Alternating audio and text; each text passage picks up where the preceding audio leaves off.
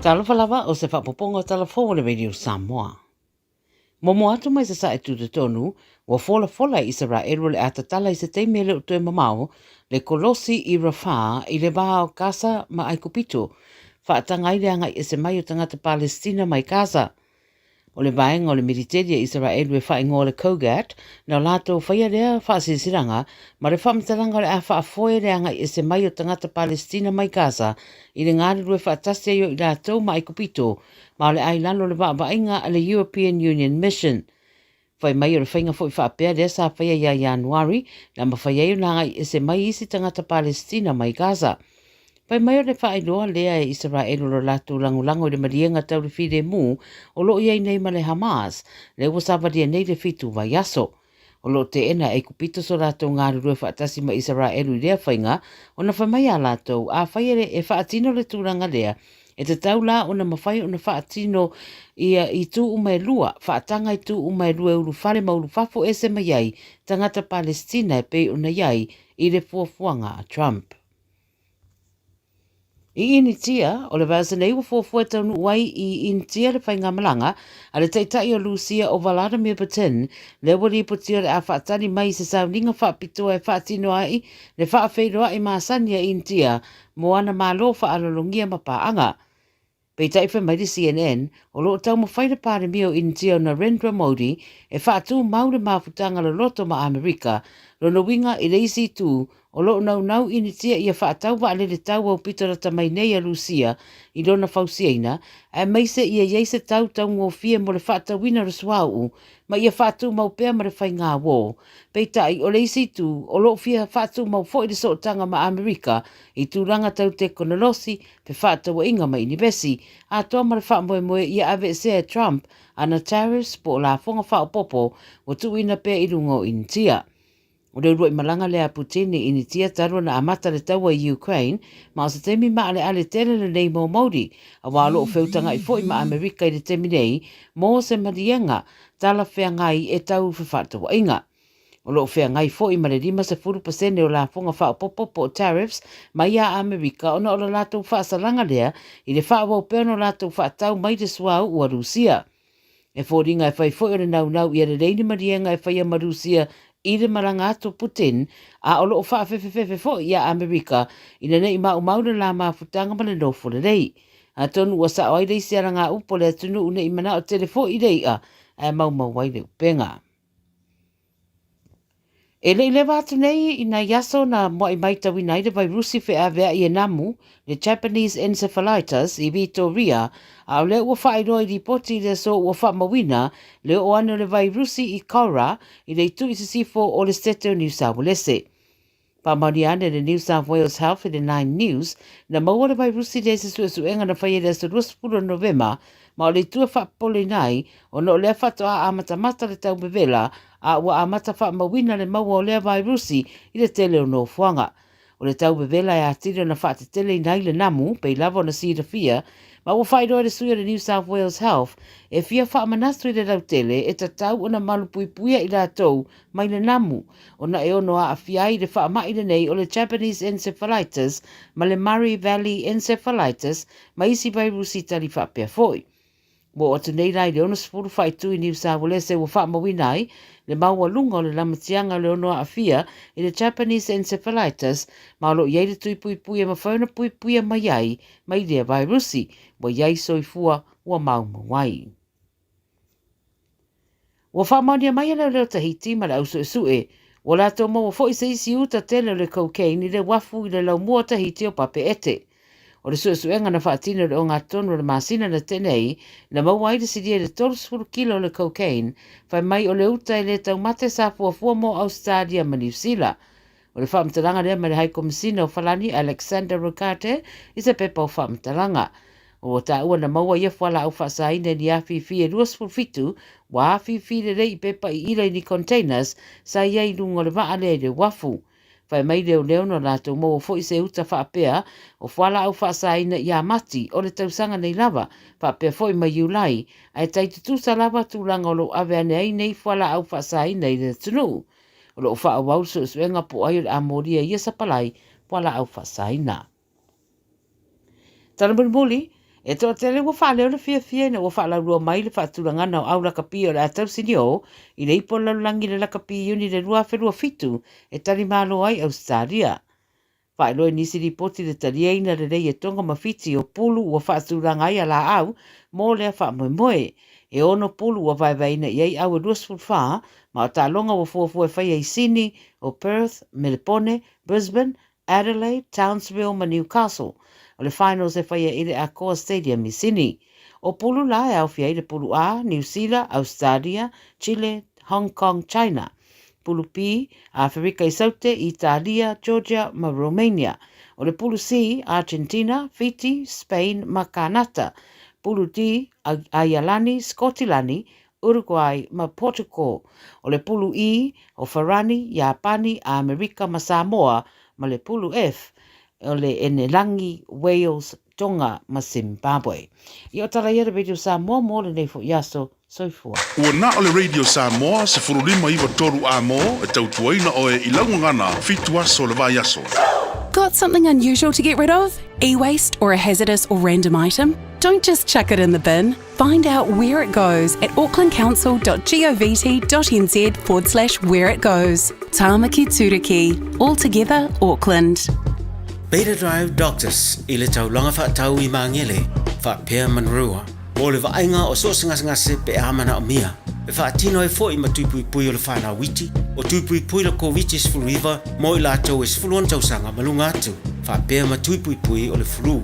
Pala au telefoni, 255-25-valu. Mo so wanoe whaatino ai nei au nanga. O fisa fo mai i mangele i taftafane o le McDonald. Amanrewa e taftafane o le Faletusi po le Public Library. Beta Drive Doctors Clinics. O se tala fiafia nei Samoa, wei nei se tautua ma se unanga family noto mai le company o le City Car fuatusi tasi dua lua Lincoln Road Henderson. Te maua iai le tele o tawa la poa band e o foi tatu tawa le laiti. Tania foi la tofa ale tonu tongi e talafo mo le tatu cashback. Ama tatu lima se lausi aga ia tu le lima afe tala. Pe so te mai ulungia Peter Prenanto le numera o lua tasi o walewalu fitu lua. Pe amana mia se tawa le fau molo ainga i le tau malulu. citycars.nz. Matau te whaia ni fo aroi le aso lava e te fio mai ai i le Shine Dental, ai e iai e inga whaapitoa. Matau te salia le Afterpay, Zip, Q-Cards whaapea Wins Quote i le Shine Dental. E whaia fua whaatalanoanga ma le ACC i le Shine Dental. Le aise tongi mo whanau i le bao le se furulua i le se furuwalu tusanga i le Shine Dental. Talanoa mai le tongi ino le whainga o nifo e whaunga ai le Zip, Smile Now, Pay Later. Le aise tului i le Shine Dental. A fio mai le 575 Great South Road manukau pe bala au le lua fitu ono fafa. Lua fitu ono fafa mo le Shine Dental. 24 hours a day, 7 days a week. Radio Samoa streaming live on www.radiosamoa.co.nz. Party rock. Yeah.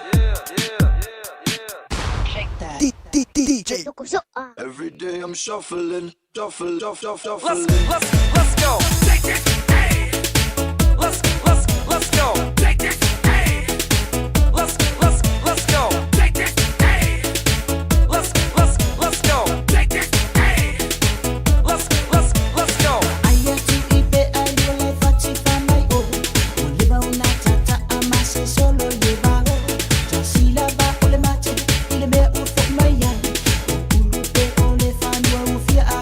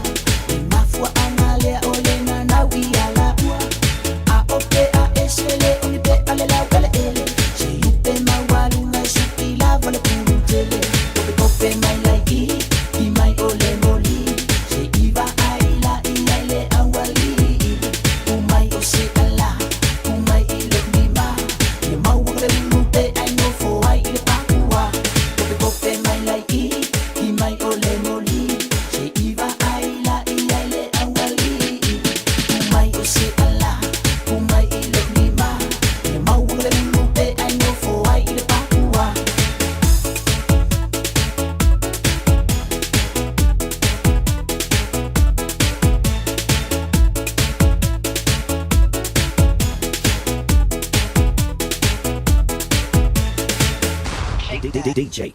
Every day I'm shuffling, shuffling. Attaining some things I see, man. But if I need the best thing to see, oh man, you know my money, I need some. Well, my money, I'm waiting, I'm no see. Since I'm attaining some things I see, man.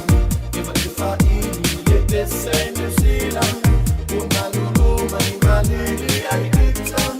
Well, my money, I'm waiting, I'm no see.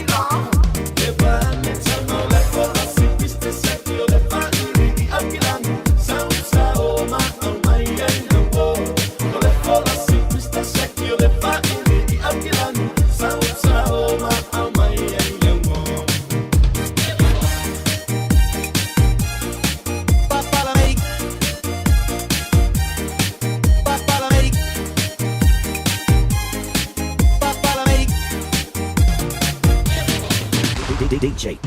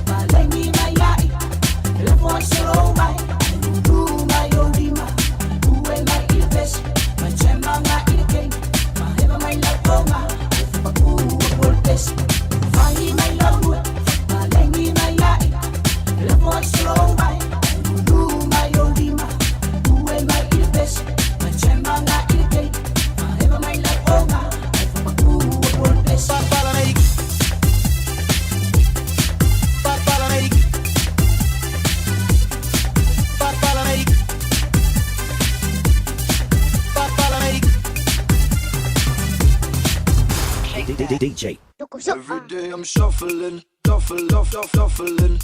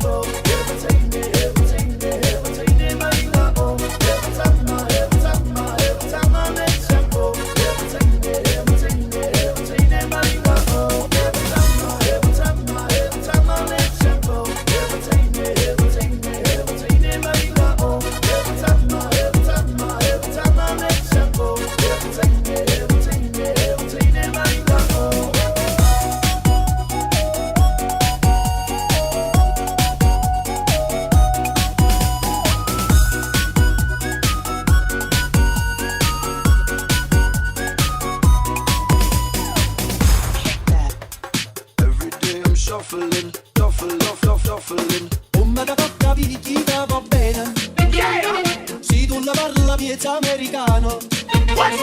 Quando si fa l'amore sotto la luna, come te viene in capo I love you. Faccio lungo mai, ma non so che fai, mai fa malo schifo. Fammi con mai sono l'ultimo, e passa come si fa e le nome tua, ma le gioia in acqua che poi va, ho ma messo, le cagua quelle con le gay, ai io sono tua, ma lo loina. Also amore, parla lei.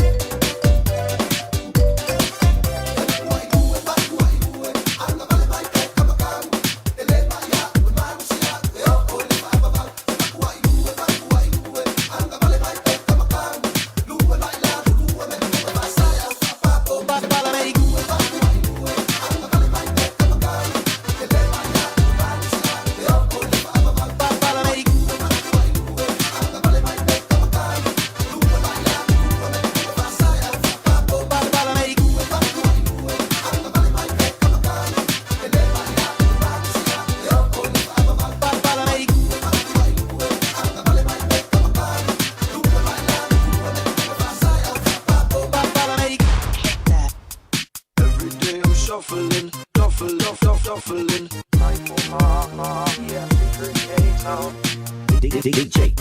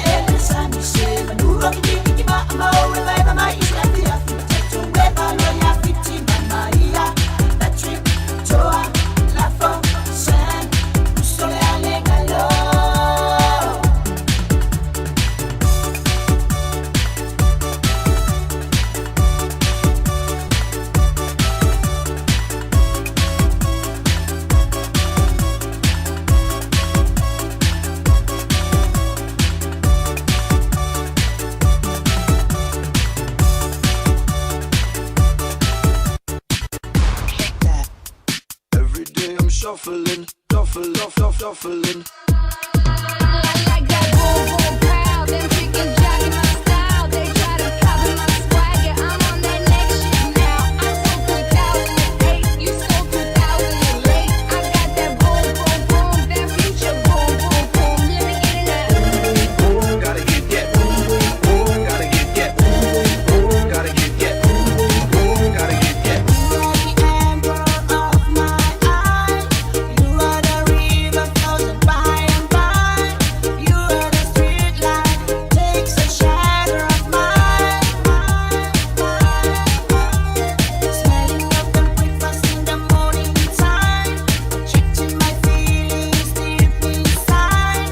Like you, baby, having a lot of smile. You are the only one in my life. Be with me to the end of time. Baby is mine.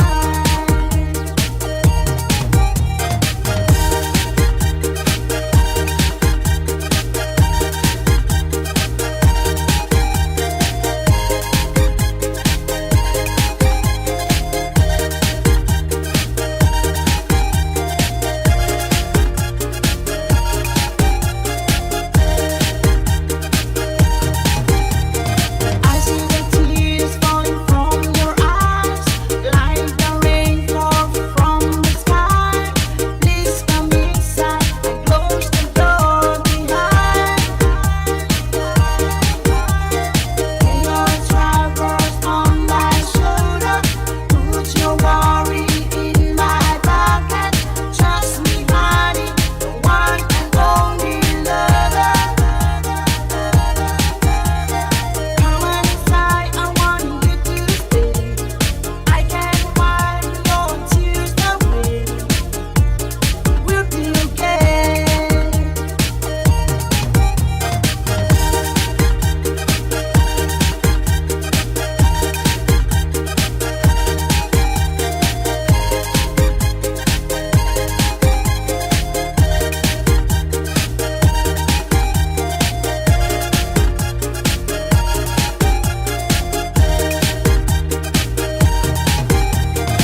Highest mountain hard to climb, just a star far from the sky.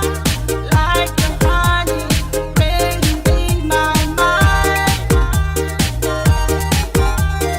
I can give you everything, my life, my heart, my family. Oh, darling, will you make me please? Come on inside, I want you to stay. I can wipe your tears away. We'll be okay.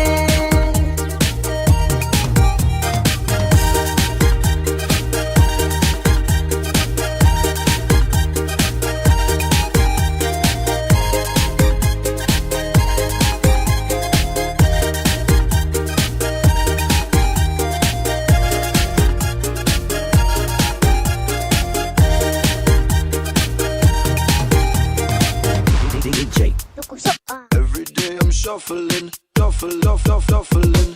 Let's go. Take it, hey. Let's go. Take it, hey. Let's go. Take it, hey. Let's go. Take it, hey. Suma ea, pina ngalo, ia avea oimo. Ole mawai, sa imo ile po. Esa bali nane lo italan, lo ifatue utata vale, malo itino le kulai utata nasi.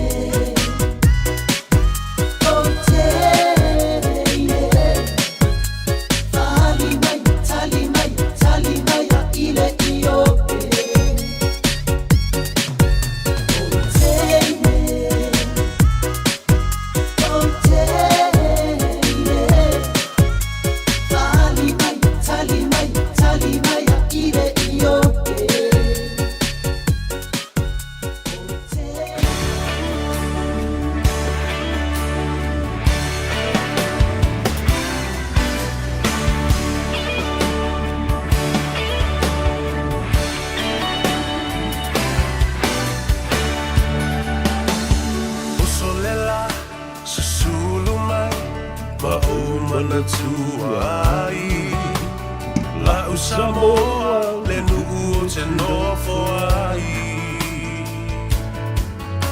Me wha pe fea na ngalo atu oi le vai Samoa o le penina o te fia fia i ai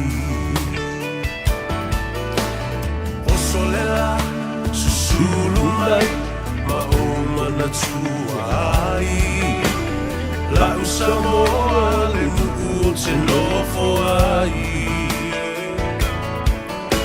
Pe wha pe fea na ngalo atu oi le vai Samoa o le penina o te fia fia i ai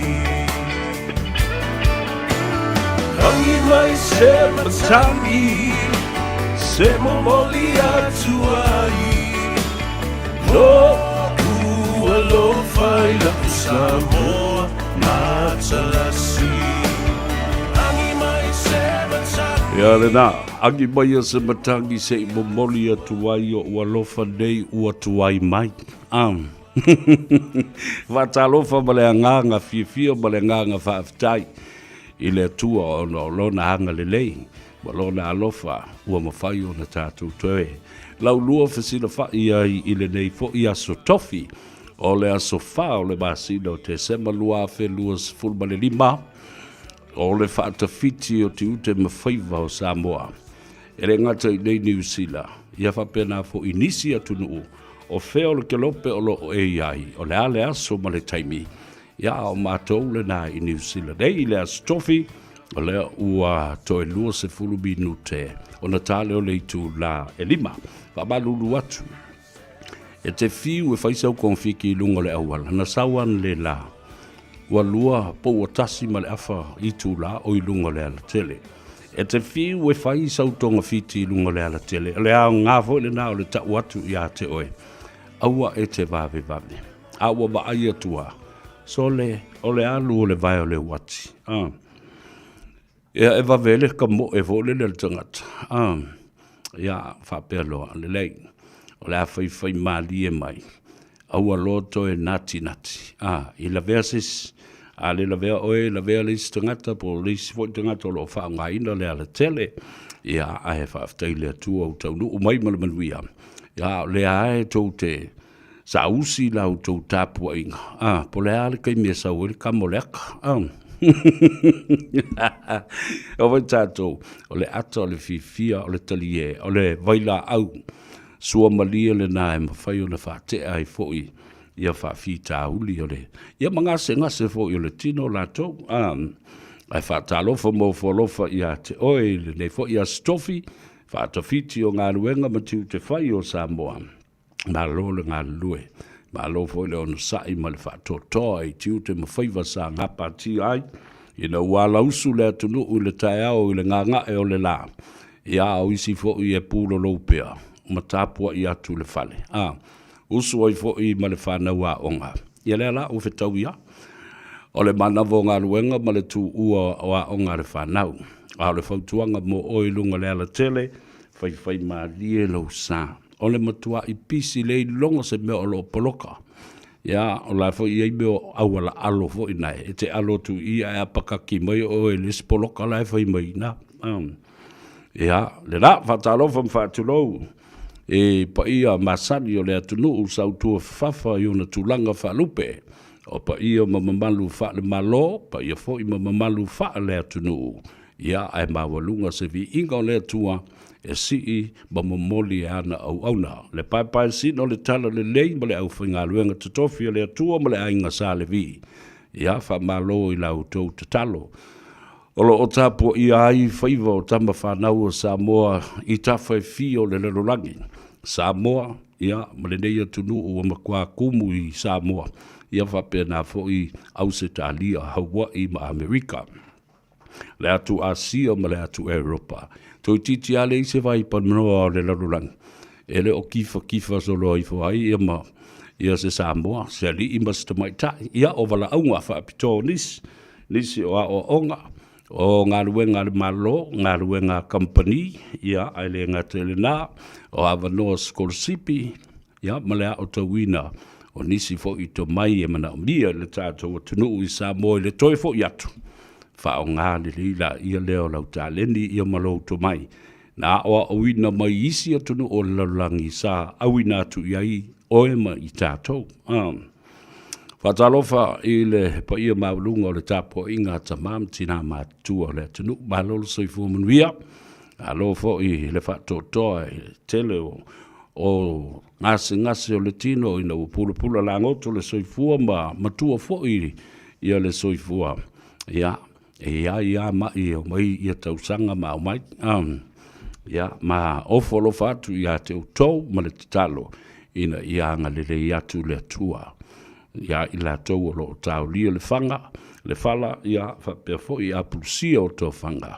ina ia papa i atu a au wha malolo ma le wha mawhanawhana o le tātou matai sili i le langi matafi e sea ai ia nā whainga tā mati ngā ia ona o leo le whaatalofa i le pa ia maulunga o i la tau o loo mafuta mai i upenga ta whailangi Facebook page ia whapea fo i le tātou YouTube channel whaatalofa atu ia ma whaafeiloa i atu. Whaatalofa fo i le au palau vale ma le au whai upasa.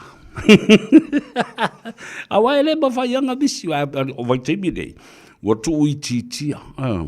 Wa tau le ini tangata fo i e palau vale ma whai upasa. Awa o le whai ama ma whaatontonu atu i lunga nei. Awa e alana u whai atu whapena o te fia pia au whai taumba o wawa ai au tau tustu singa fo i o whaaringa o manatu malangona o tangata. E te ilongo fia ai le to ai ngā whale tangata na whauma i lea tangata. Ia malimeo le mawhau whaunga e au mai. E loa lava le tangata i ana upu matala. Te vai kua i kala fo ia ka i 5 kilo kalama le mafa. Kai se lau kilo kalama le mafa oisi. E mafa ku isi kala ngā i le meo i le ala ngā pofi. Ia afatalo fai i la tau o le wanga i bai. E Sau J. Moores from Sydney talo fai. Ia o i la tau ane o le vasenga ane i mo tau du mai lunga. O le tātou apia fōlinga ma le tātou Facebook page. O le sunga ya whawhawina tan dielu, talo whalawa malolo sui fuamanuia, o Sam Simaile, alo talo whalawa, Mapuola Noa, talo from Hawaii, aloha to you Mapuola, o Papalunga Mano, talo whalawa malolo sui fua, Emma Vaipua, alo, watching you from One Tree Hill, ya One Tree Hill la sunga Emma wale oko isela au, ngale ku kasia ngale ma whamanatu. Ia e taulona whaengoa o le One Stone Hill. O le sunga ia si I whaatotoa, talo whalawa, watching you from Tasmania. I ka whiwhi le o le mea i ke volo. O tapu taupa u, talo whalawa, I le ainga le tai, malo le soi fuamanuia, Tofa Moores, ia whapea fo ia Maria Nive, Fenunuti, Ioane Seufale, malolo Seufua Manuia, aftai le mafuta mai. Ia whapea le sunga ia I lai, Tuitama, watching you from Fairfield in Sydney, Australia, ua tuititi tā le tolu ia I la tau I Neda City. Ia malo whaftai, ia o outou umale wanga I mailuma. Ia o te whaaftai atu ma whaafeiloa I mo whalofa fo I mo outou uma, tufa le tātou porkalame. Ina ia mwhai fo I ona marama lama le tō tele. A wale mara I o mele la tātou talanoa fo I ai ma whaasoa I ai. Ia whatalofa I ai la tō whai a onga malawa amata mai lalo lea onga whatitai. Ia se I oa I lunga I vasenga maurulunga o kolisi. Ia o a onga tūlanga lua se I oa tu I matata ese o universite. Ia maisi a onga o loa anga I ai ia I tātou. Ngai, whai mai ia, whai mai lei kālele, mai soli, whai mai I lai, whai mai. Tua lewa fo inga whakankari aku oeri, ia le nā, ia o le whale tonu lava o lunga le ala, ia ono le pisi tele, o le taimile nei, ia le mesiri, o le ua vava ai mai ia te ai o ke le uloa kua oi ia le lei fa mai SJ Moores mai ai na take your time o ngi la bea sisi taunu uma lava i lalo le wati ia le nei fatalofa ia te oi pe a fai fa to ai taunu ulo sa i lau fanua me ele o Aotearoa fatalofa fa pitoa i le fionga le suafa ia le malu vau fusi pongisa sua fatalofa atu i lau fionga i le suafa le malu ia fa pe fo i le fretua ia to lau ia mai se fo i le ai ngali i ato lo to mafuta ia male te talo ina ia tafi e sea ngase ma le tauli o le unga o le fala ia o falefu ma pulsi o to fanga ia o le atua o le tali e mo i fo mai ia ai alu le fo i le poto le fo mai la to i o le fo mai o fo mai ia o le tatou fatu tu o le na i le atua o le a mawhai ai ona fesoso ali mai e tuli le nganga le tua me o ke mongi ngai kau ia oi wa le ngeringa mama isi wa sa ua le kele o le au ai sau fo le level le po ai le o mo e fa le la ko fa ya o so va Laine Papali watching you from American Samoa. Yeah, to all our friends and families in American Samoa, tutuila mamanua, fatalo fatu I fiti tai mo fiti uta, lo iai le fionga ia tanga lo matua. Whanau le tui manua, pupua lii, tau ili o te o maoto umol tātou ainga. Fatalo fatu, le ia taua muritalo savea ia te oe. Ia male tātou ainga atoa. So le mulu sau vao pasene, ia whapea fo ile uso ia vao liko, iese, tu solo. Ia, maloli le soi fomuria, vaftai le, ma vuta mai, ia, ma to anga tufal tātou pol kalambe ne whai foi, o na talie ia isi foi tangata. Ile mai tawatu le aso na nafi pe o na tātou talanoa, ile tūlanga sa iai I le whamsidonga, le foi no o mai ile tāo neu tele I lola, pe iai se isi vaenga o le whamsidonga le tuli loa ai o na tala, pe na maua foi ia se avanoa o le sui o le Radio Samoa, I New Zealand ma Samoa, le tofa ia Fongabua, Seumanu Francis Ioane, ia male fionga ia lilo mai ava maina. Ia ai I lau whalongolonga atu fo I le tūlanga o tātou talafou mai Samoa. O le so, ia a whai ele I maua sei unga. O le mele ua ngai ai, ua ngai I le tūlanga pētali a ina le whaamsinonga. Le tū vaenga e tolu I ai tū o le whaamsinonga. Le ana whai ele tāru sanga, atu le epa maleala, ia male HRPP. O nei la lena I loilo ele mata upule na. A o ana nafi, sa tā ai se vaenga, o le leo na pue ele tofa I ana mula ulu. Mana tuala, o menei, e ta ototonu lava I a ao o li I whaamasino ma le whaamasinonga. Pēlā tū te talia ina, le avea o le pue ina o le leo lea, o se talanoanga I le vāu tui loma, ea mai fo I le tofa I ana mula ulu. It is up to the court whether to use them as admissible evidence or inadmissible evidence to the court. So the discretion lies within the hands of the judges or the Chief Justice, as well as oilisi le tamalainga le tai le ato Darrell Clark. Le na o lo o ba lua ma fa malu I le fa msidonga le nei.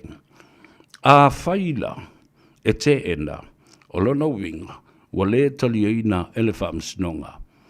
Le whaasoli tu la fono o le pueina e le tofa ia namula ulu o le lātala doanga ma le tofa ia tuiloma. Lance Lameko.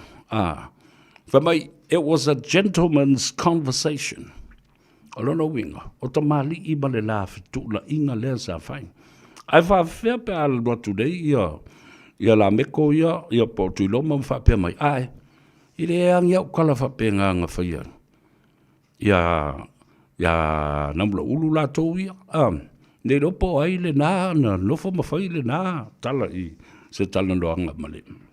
Tō whai ana mula ulu ua le mea tūlai mai. A whai e whaasoli tūla whono ma le talia ina, ma te ena, ele whaamsinonga. Ma mai tau le whaamsinonga o se whainga soli tūla whono, le po e ina o le leo seistangata e au no ma se whaatananga, pe au no fo I ma se vesiri. Pe mo whaiuna upu e le vaenga leo le. Le ale mafu anga e reina po e. What is the motive of recording somebody secretly?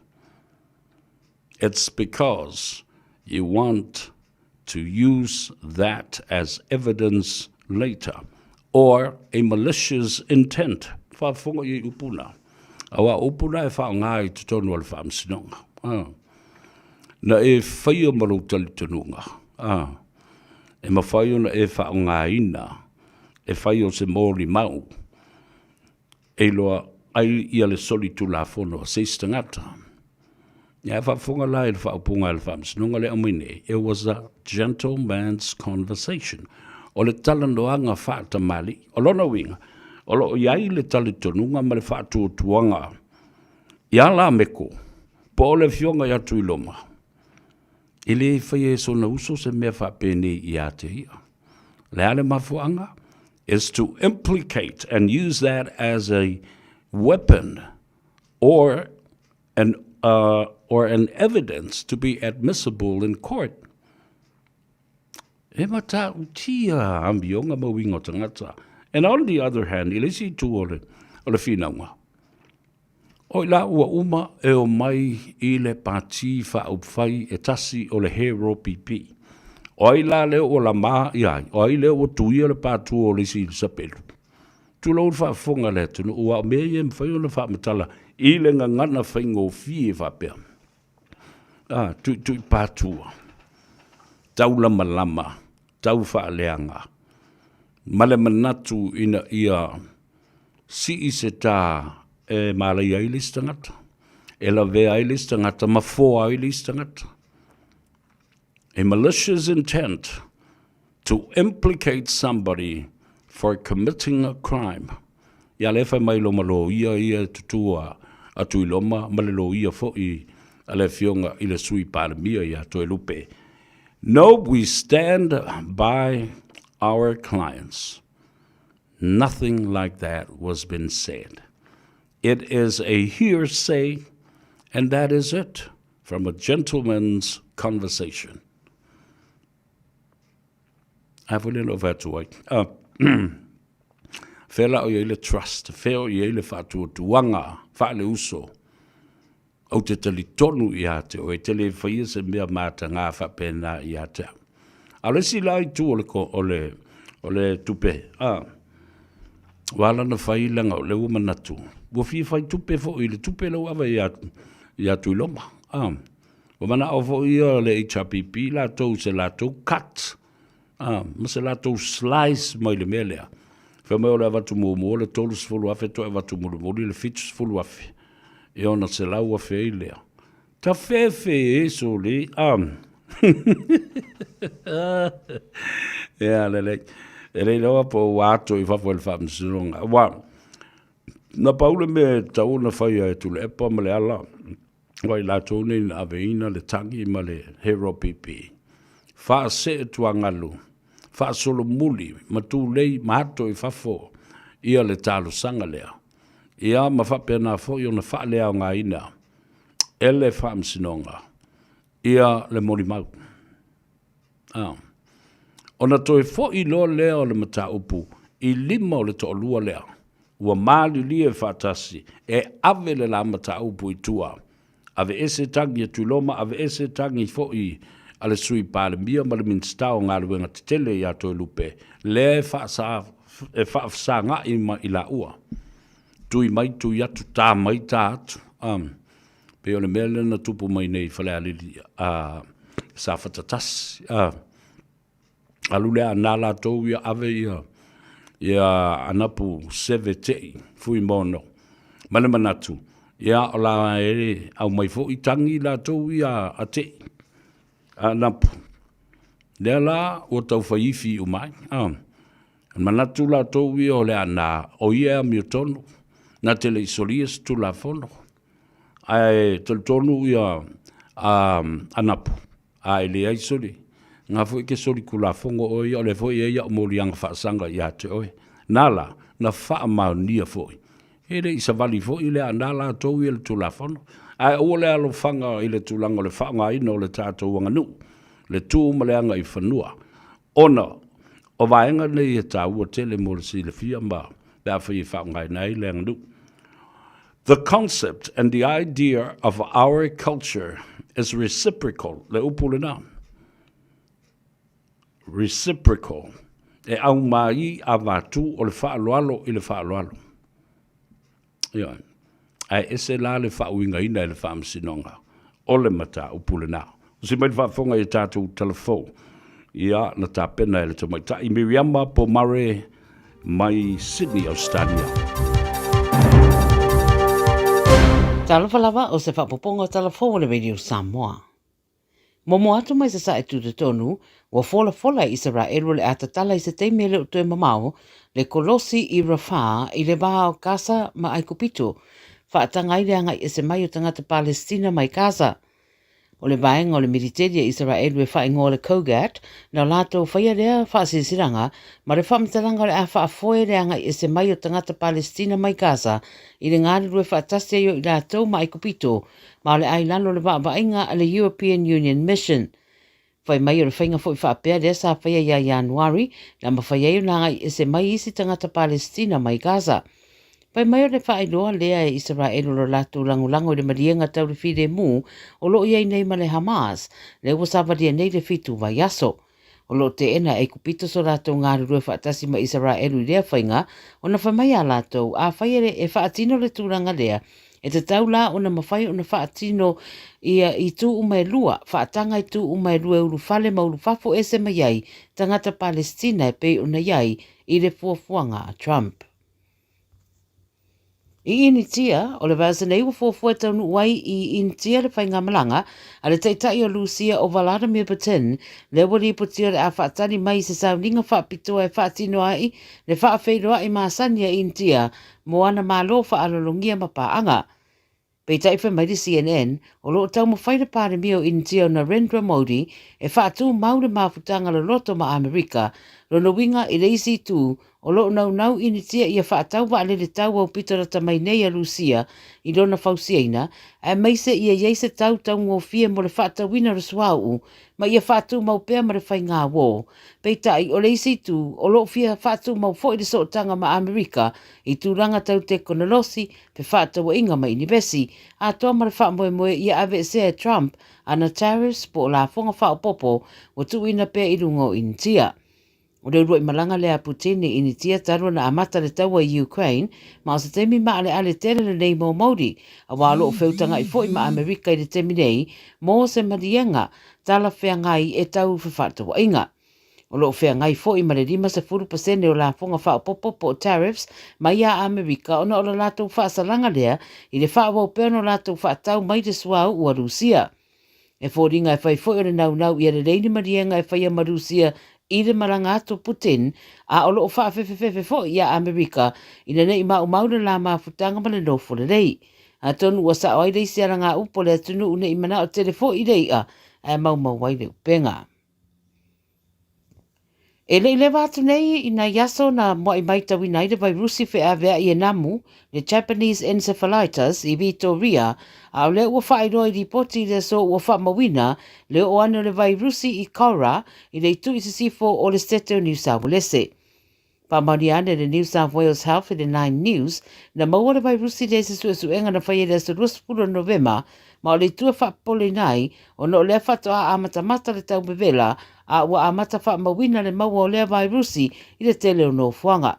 O le tau bevela e atire na whaate tele nai le namu, pei lava na sira fia, ma ua whairoa le suia le New South Wales Health, e fia whaamanastu i le lau tele, e ta tau o na malupuipuia i la tau mai le namu, o na e ono a fiai le whaamai le nei o le Japanese encephalitis, ma le Murray Valley encephalitis, ma isi vai rusi tali whapea foi. Mo o tenei rai le ono sepulu whai tui New South Wales wa wha mawina ai, le maua lunga o le lamatianga le ono a fia i le Japanese encephalitis, ma lo iei le tui pui pui e mawhauna pui pui e mai ai, mai lea virusi, wa iei soifua wa maumu wai. Wa wha maunia mai ana leo tahiti ma le au sue, wa la tō maua fo i se isi uta tele le cocaine i le wafu i le lau mua tahiti o pape ete. O le suesuenga na whaatina le o ngā tonu le masina na tenei, na maua i le sidia le 12 kilo le cocaine, whai mai o le uta i le tau mate sa fuafua mo Australia ma New Zealand. O le whaamtalanga lea mai le hai komisina o Falani Alexander Ricarte i se pepa o whaamtalanga. O ta ua na maua ia whala au whaasaina ni awhiwhi e ruas fulfitu, wa awhiwhi le rei pepa i ila ni containers sa iei lungo le waa le le wafu. Whai mai leo leo no lato mo o fo i se uta whaapea o whala au whaasaina i a mati o le tausanga nei lava whaapea fo i mai iulai ai taitutu sa lava tūlanga o lo awe anei nei whala au whaasaina i le tunu. O lo wha awau suenga po ai o le amoria ia sa palai whala au whaasaina. Tana muli, e tō tele wa wha leo le fia na wa wha lau rua mai le whaatulanga na o au lakapi o le atau sinio i le ipo laulangi le lakapi uni le rua wherua fitu e tari malo ai Australia. Wha eloi nisi ripoti le tarieina le rei e tonga mawhiti o pulu ua whaatulanga ai a la au mō lea wha moe. E ono pulu ua vaivaina i ei au e ruasful wha ma o tālonga wa fuafua e whai ai Sydney o Perth, Melbourne, Brisbane, Adelaide, Townsville ma Newcastle. O le finals e whaia i le Accor Stadium i Sydney. O pulu la e au fia i le pulu A, New Zealand, Australia, Chile, Hong Kong, China. Pulu P, Afrika i Saute, Italia, Georgia, ma Romania. O le pulu C, Argentina, Fiji, Spain, ma Kanata. Pulu D, Ayalani, Scotilani, Uruguay, ma Portugal. O le pulu E, o Farani, Japani, Amerika, ma Samoa, ma le pulu F, o le Enelangi, Wales, Tonga, ma Zimbabwe. I o tala ia Radio Samoa mo le nei fo yaso soifua. Baby, lomani! Hey, hey!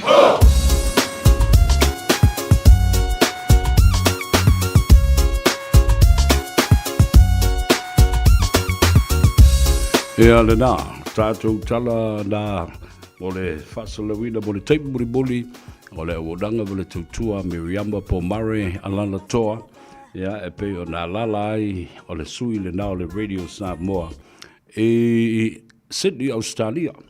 O le tala whiwhia la le na tau walunga atu nei iai, au le mawaina atoa. Po ai la isi atu nuu ia o te wawai atu nei iai lea, le a tātou pulu whatasi. A le mea tā hua. Whawhitai vi ia le tua le pūlenga, o le tātou au o le manu Samoa. Ua tau lau o le wha moe moe ma le ai o le penga. O le a tātou wō, tātou te tā alo. Ia ma tātou awa i atu i le ipo le lalangi o le tausanga whaulua whelua sfulma le ono. Tua i whawhitai i le tua. I le te le i o le mea na tupu le tātou au. O le makua mafia fia o le mea nkupu le kaku au. Au i lea. O te le toi fia fo i tua e tala noa i le tūlanga wha le tonu. Au te fia tala noa i le taimi le nei. Ma le tāpenanga lo lea o le a ngā i e whai. Mō le tātou au o le World Cup i le tausanga fōu. O le a whaia lea i Australia. Mana i o le lata mai. Ia e whaia i vāanga ese umalawa Sydney, Brisbane, ia Melbourne, whapena lava i Perth, o lava i Western Australia. Tala whiwhia le nā. Congratulations to our manu Samoa. Ia, not only i le pulenga o i lātou o whaia onga. Ia, o le aifo i lea, mo le sunga ia le malu, tusi pisi. O le tama, o le ainu sami. Ia, whawhitai. Ia, ele finau pēr. E uia na tātou titi ia whaile kako miki e meo au fo i e le ilola kapi, e le tā alula kapi, e le o ni atunuu. E lau ilo aile la kapi, ma malosi le tā longa ala la kapi uni. O le tele o au ian tā alo. Ma tātou malolo ai. Io au e whiwhia le mele tā longa o le kirikiti ma le soka. Ia o kako, ia la kapi ai lunga le pai pai, ma ala kapi o le wheare mea, o le pupu, o le polo, o le pulu popo, ia ro ngā roa la ka piro ile me le popo sami sa o a kongi o kwa o kau ilo ulu e fo e ke fo a la ya luar kalo se i ponga i vivo le fasila au mo me fa penga e o ai si kaimi wa pasi le ma lai me ka alo i kam ma liko Yosefa pe foi lo so ya cap fe mai se sa wi se e pese mai so le kwa le va foi nga ya lu e ya le lei su e ina matautia watching you malola va faftai fa soa o lepa Malaysia watching you from Sydney Australia ya fa pe fo I fa manu tonga fau ya ta ua le lei ua maua le tātou ai tātou te o ai e le World Cup o le lua fe lua ono e po o le lua fe lua fitu ya le fa mai le siauli ia ai po le lua fe lua valu le ka alo ka ko ia ngai manga ia ko ku pe ko mai fo I luma ya se me o le ngai ai ile mai ta watu ya ila to ia to tolu la veina le tangi le e fai ila to masui o le hero pipi na talo sanga I fo le e fia faise la to itu o le to fa ya la wofolo si taitai o le sunga ya le ala le fai lautus ya ma le to fa ya namulo ulu sami leota stasi fo pule sa yai pa inga o tona yatu ya le o to fo mai le mauta pela o la to wia le no nei mavel mata upu a le la o a fatal tal nei pete ena awa a fai ai le te ena ai alu pele su enga ai manu malo ia to lupe matu loma I se fa mrianga ale fa msinonga o pa u tonu lava le unga ya te ulua ole a fa ale le o lua I tu malo ma tausi le file mo e ona I lolola ia le fa ngaina o mori mau ia na mai nei e u ina fa anga le tonu ai ia le tofa ia na mulo ulu sami leota malona tofi foi pule o le tu malo fa sale anga numero lua ia le na fatalo fa se manu Mikaele Teofilo o ile sile talo fai malo le se fu mria o Tas Chiva mai falo longa tu nei Canberra I Australia mu yo to lo to ta fa me vande lo fa malu e ina ile a ai Australia a watili tanga te lilo o fe ali le ai tu tonu Australia o la lo Tasmania le befo le fe mai le Tasmanian Devil po Sydney po Faiva ia na sao o le laumua o Australia Canberra ia le ono mai leo la utala noa ile mata utia o le ata lea na vili nei le pare mia I Samoa ina ua tau nuu mai le fai ngā malanga mamalu ma le afionga le malu o le malo ma lana masiofo ma le fionga le fonga te lai ma lona faletua le pale mia ma le faletua ai mai se onisi o minsta ma minsta langolango ia manisi fo yo fale upolu sa malanga ai ia ai mai se fo onisi o fai pule sa iai le paia inga lona sful malfitu faia ina mamalolo mai I le palota a o lea na o lava e langolango le fai ngā malanga le tāpenanga la lea le fai nei e tu sama le lua se lau 5 sfulu afe na mai I le mtanga ruenga o tupe treasury e fa tupe ma fa totonga ai le fai ngā malanga o le tātou talolo o tonga ia fa pe foi pala malo tau mafa o tangatalo o tangakoko ia ma I te tele le atunu ia fatasi ai maleseleni na fali tupe America lea na momoli ai le talolo ia maisi lava mau mea matango fie sa mai mo ma sila atu ai le atunu ilunga o le fale televise le KVCK fa pena fo I le fale televise a Samoa ia maisi le au nanga ma le tutua a le talamua broadcaster le fionga ia patu Lance Polo. Ia po le ftelenga fo le fa tolu ia a pulu sola. Ele matang o fie tele o le tali mai fo i la le Palestine o le senate fa pe fo i le kovana ma le lutena kovana. Le fong of the lai ma le whainga malo tuila mamanua. Ere i kere se piko. Na matua ai luu le whainga malanga. Whaalolonga i le malu le malo mal masio. Whaalolonga i le fionga le li palemia mal whaletua. Le whaalolonga fo i na whaia. I le tamo le ainga, le tai, i le telenga ia aua pa au.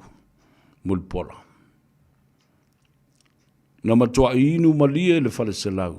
I le whainga malanga le nei. Na o mai ma le mama ua lomi ia malea. Ma le tele o tau mawhana toi fo i maima i lato. Ai maise.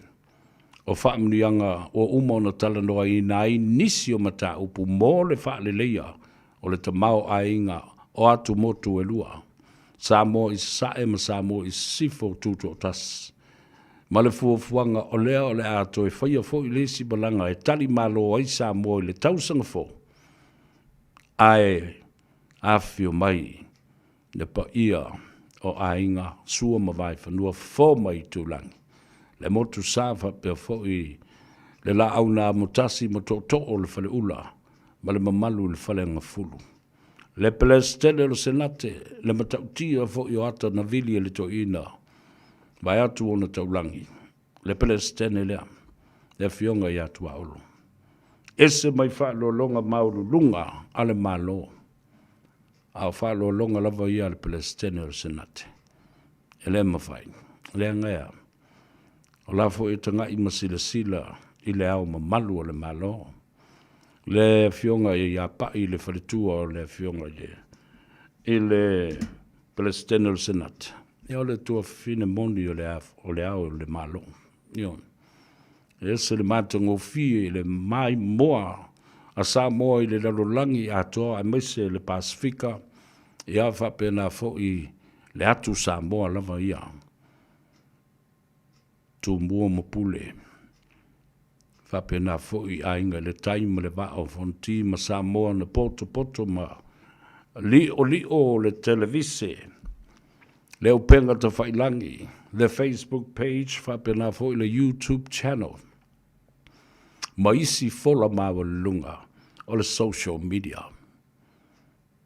Ia le mela na tupu o lea wa. O lea so nafi.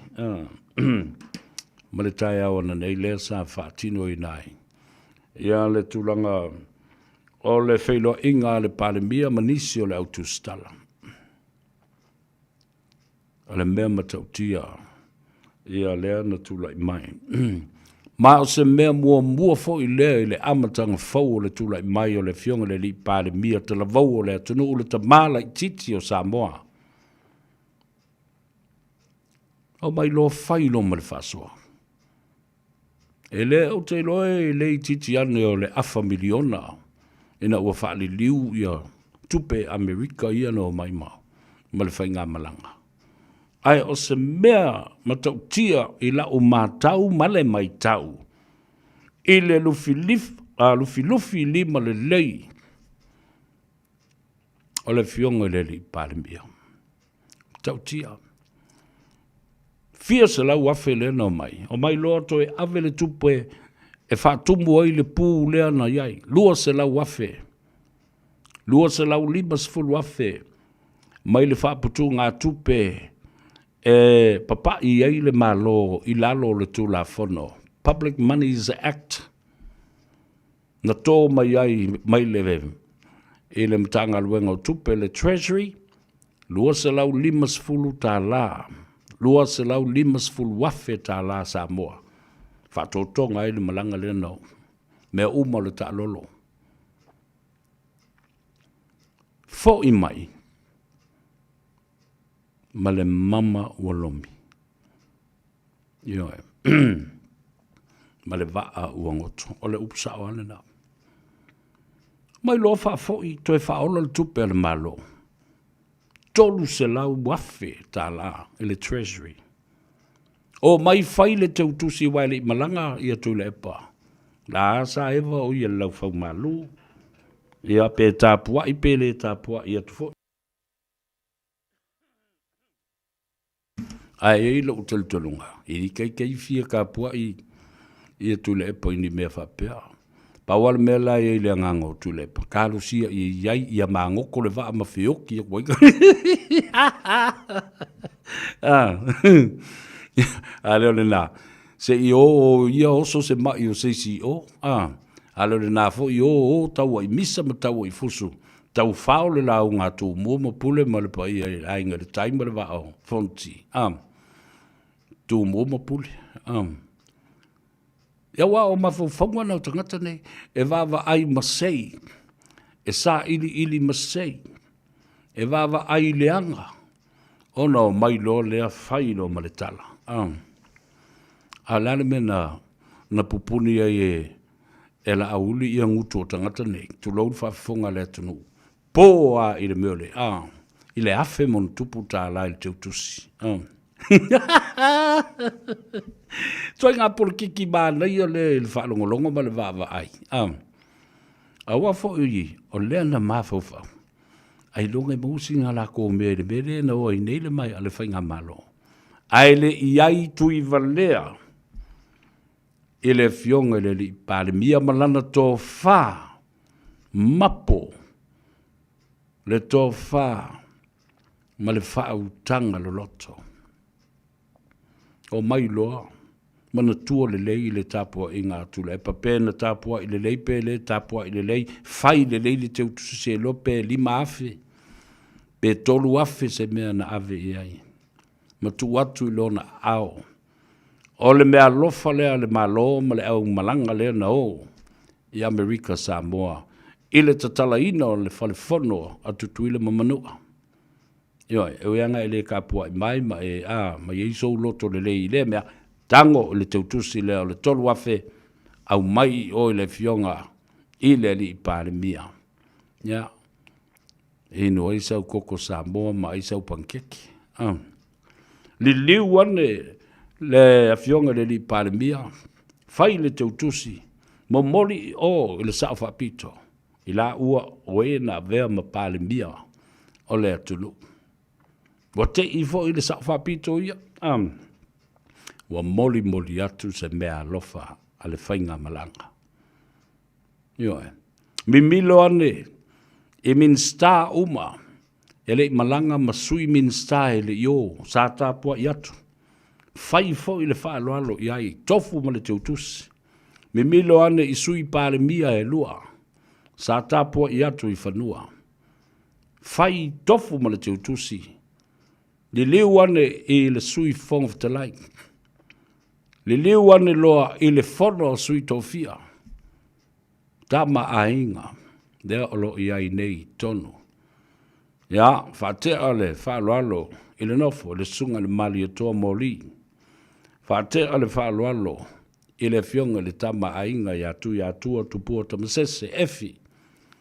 Momoli i le whaaftai ma le teutusi i le tāpua inga i le pāpā.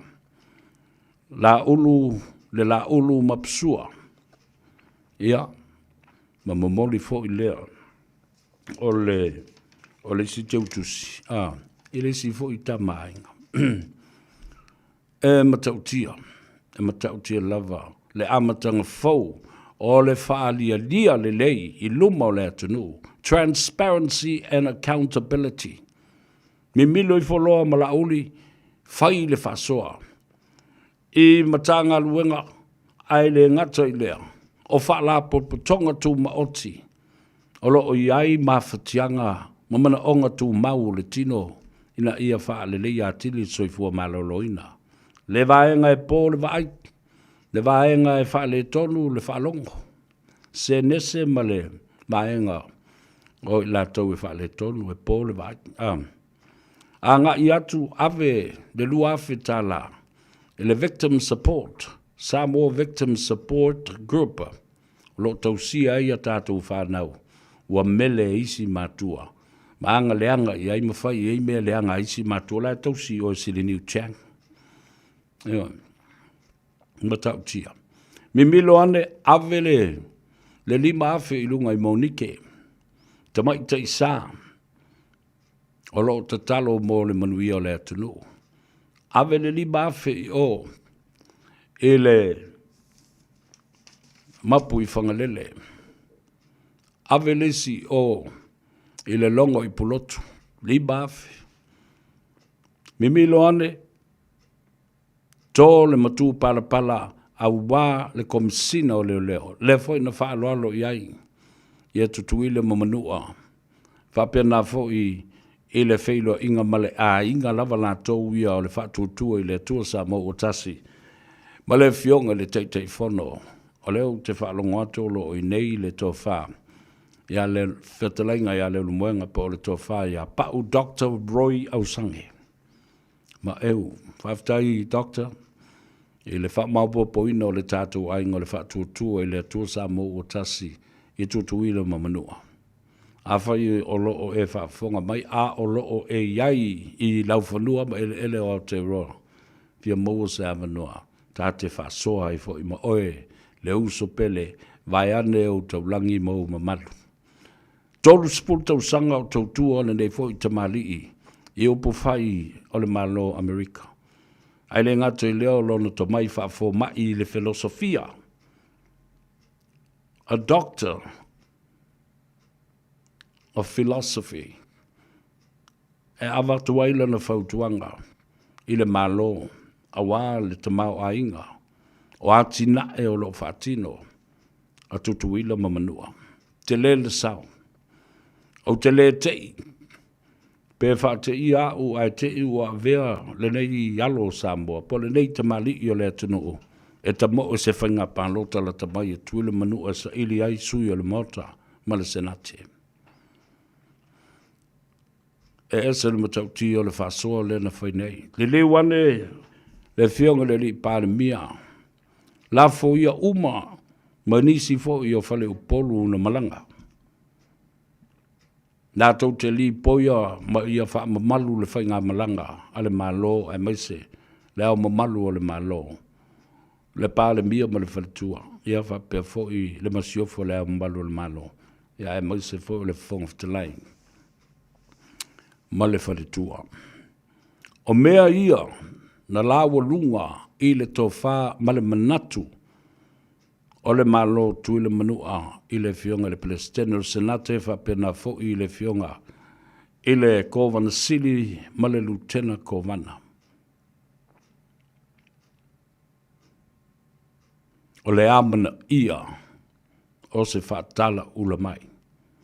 Ma le fio atu o le fionga I le au mamalu o le malo malana masiofa. E le ialo ta mala le malo tu le mamanua.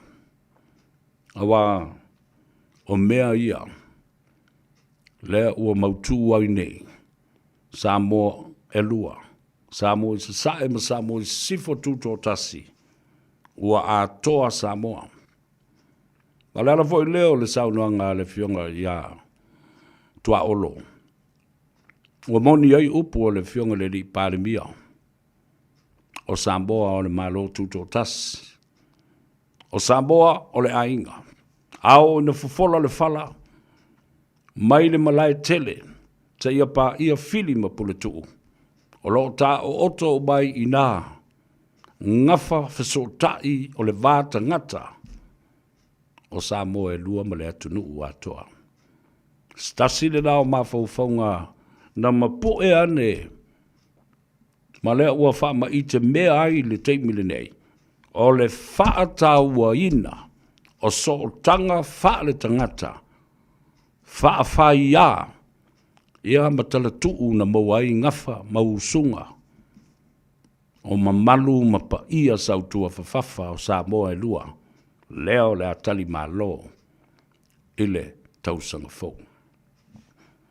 Lile wane loa, teu loa mato le matu palapala, o le wha ili, ali I malu o le malo. Awa o la utala sao. E o isi e kalesia. O isi whala pupatonga charitable trust. Alo tui le epa le malana vaenga le na o se mea lea, po se malanga lea se ma. E fo I mai a e matua ngu le leipe o le ngu sakario. Le ai ma se pa usene e tufa ida is tangata. Nothing. Afa ua malama le lei. Malama le lei le atunu. Ale mela le na fai. E mata utia lava. Le taunu unga ta ua lea na fatino. La tato ua tale pese. E a wawai I ai foe ma whaisi na malolonga. A o tato sa ili se avanoa. Tala noa toa le paanga tō tino. Ale Radio Samoa. Wa leva na whai puipo ma le Radio Samoa. Le tamaitai o ati mai I le company ale Henderson Cars.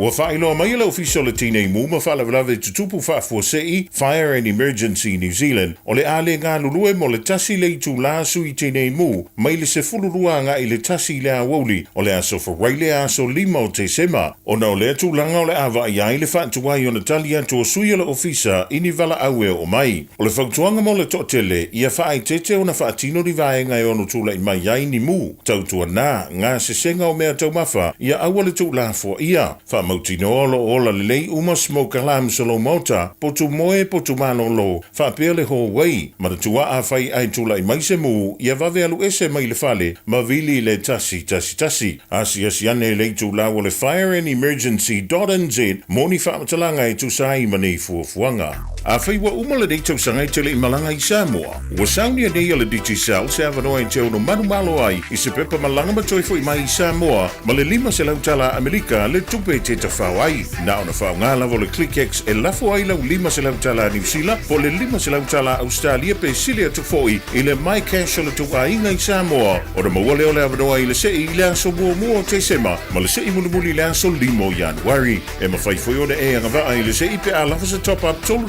tala New Zealand po le tolu se tala Australia pe silia tu foi molo a inga i Samoa e ia inga o le nei whaapitoa. Marui e tele aso fia i a inga umo Samoa.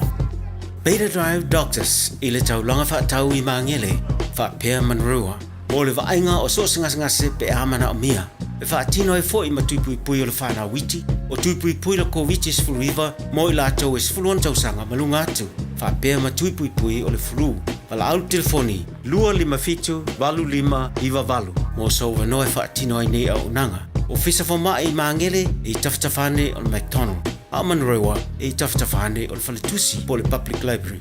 Beta Drive Doctors Clinics. Poi loe mawhai o na whaongara o Q7 e whai ma te pause moro whale muamua. A whai fwoi o Yeso mo kesi e mawhai o na tato susuina o nisi a wala i whale tupe esese a tonu e whetau i tūlanga o roolanga timinei. On mata o nanga i Supreme Mortgages, mata o te fisoswani e sue se tali mo first home buyers and refinances. Para o mai au Sam i le orua tasi o valutasi toruiva, valutasi, pe emaili mai i a sam@suprememortgages.co.nz. Toi fo i mai i a le tātou por kalame, ina ua toi 20 minute o na tāle o le i tūlai. Ono i le tautua le nei, le i a tau o sa vea se yuli, ia, ai maise le tātou por kalame o le ngā Gagaifo Faiva ma le manava o ngā luenga. Ia ai maise fo i le tū ua o a onga le whanau. Toi fo i mai lava la ufa amatalanga. I se amatanga le lei, wa amatambea ai, ma lufi lima le lei, sele lima le lei, le fionga i le li i pārimia, te la vau o le atunu, le ta mā filifilia o na tangata. Se whāteita inga mata utia lea ua tupu i a Samoa, i le taimi mua o le tala whāsulopito, o le alu e sa ili malo, alu e tali vala au, ai fo i mai ma se whaamnianga, le sau molia ma le oso ma tautia. O lale mea ua whai. Ua whaasa fua lona ma au. E le te tei whaia e nisi tangata ma nisi tupo le atunu. Se i vanga nā le mali atoa. E ai le teimi o le tausanga. E whai ai le mea tau o le segi a le mali atoa. O le teimi le wala au ai e le mali atoa ona a inga e sfulu tasi ma le sfulu ma le tolu. Ona poto mai lea ma whape atu le malenga. Whawhetai o a inga. O a inga o te tua i ai. E whape nā fo i isi tama a inga. Ona lau mai lea. O loa, o tau mafa, o la ei, o lava, o mea uma whape nā matu u tutonu o le mauta.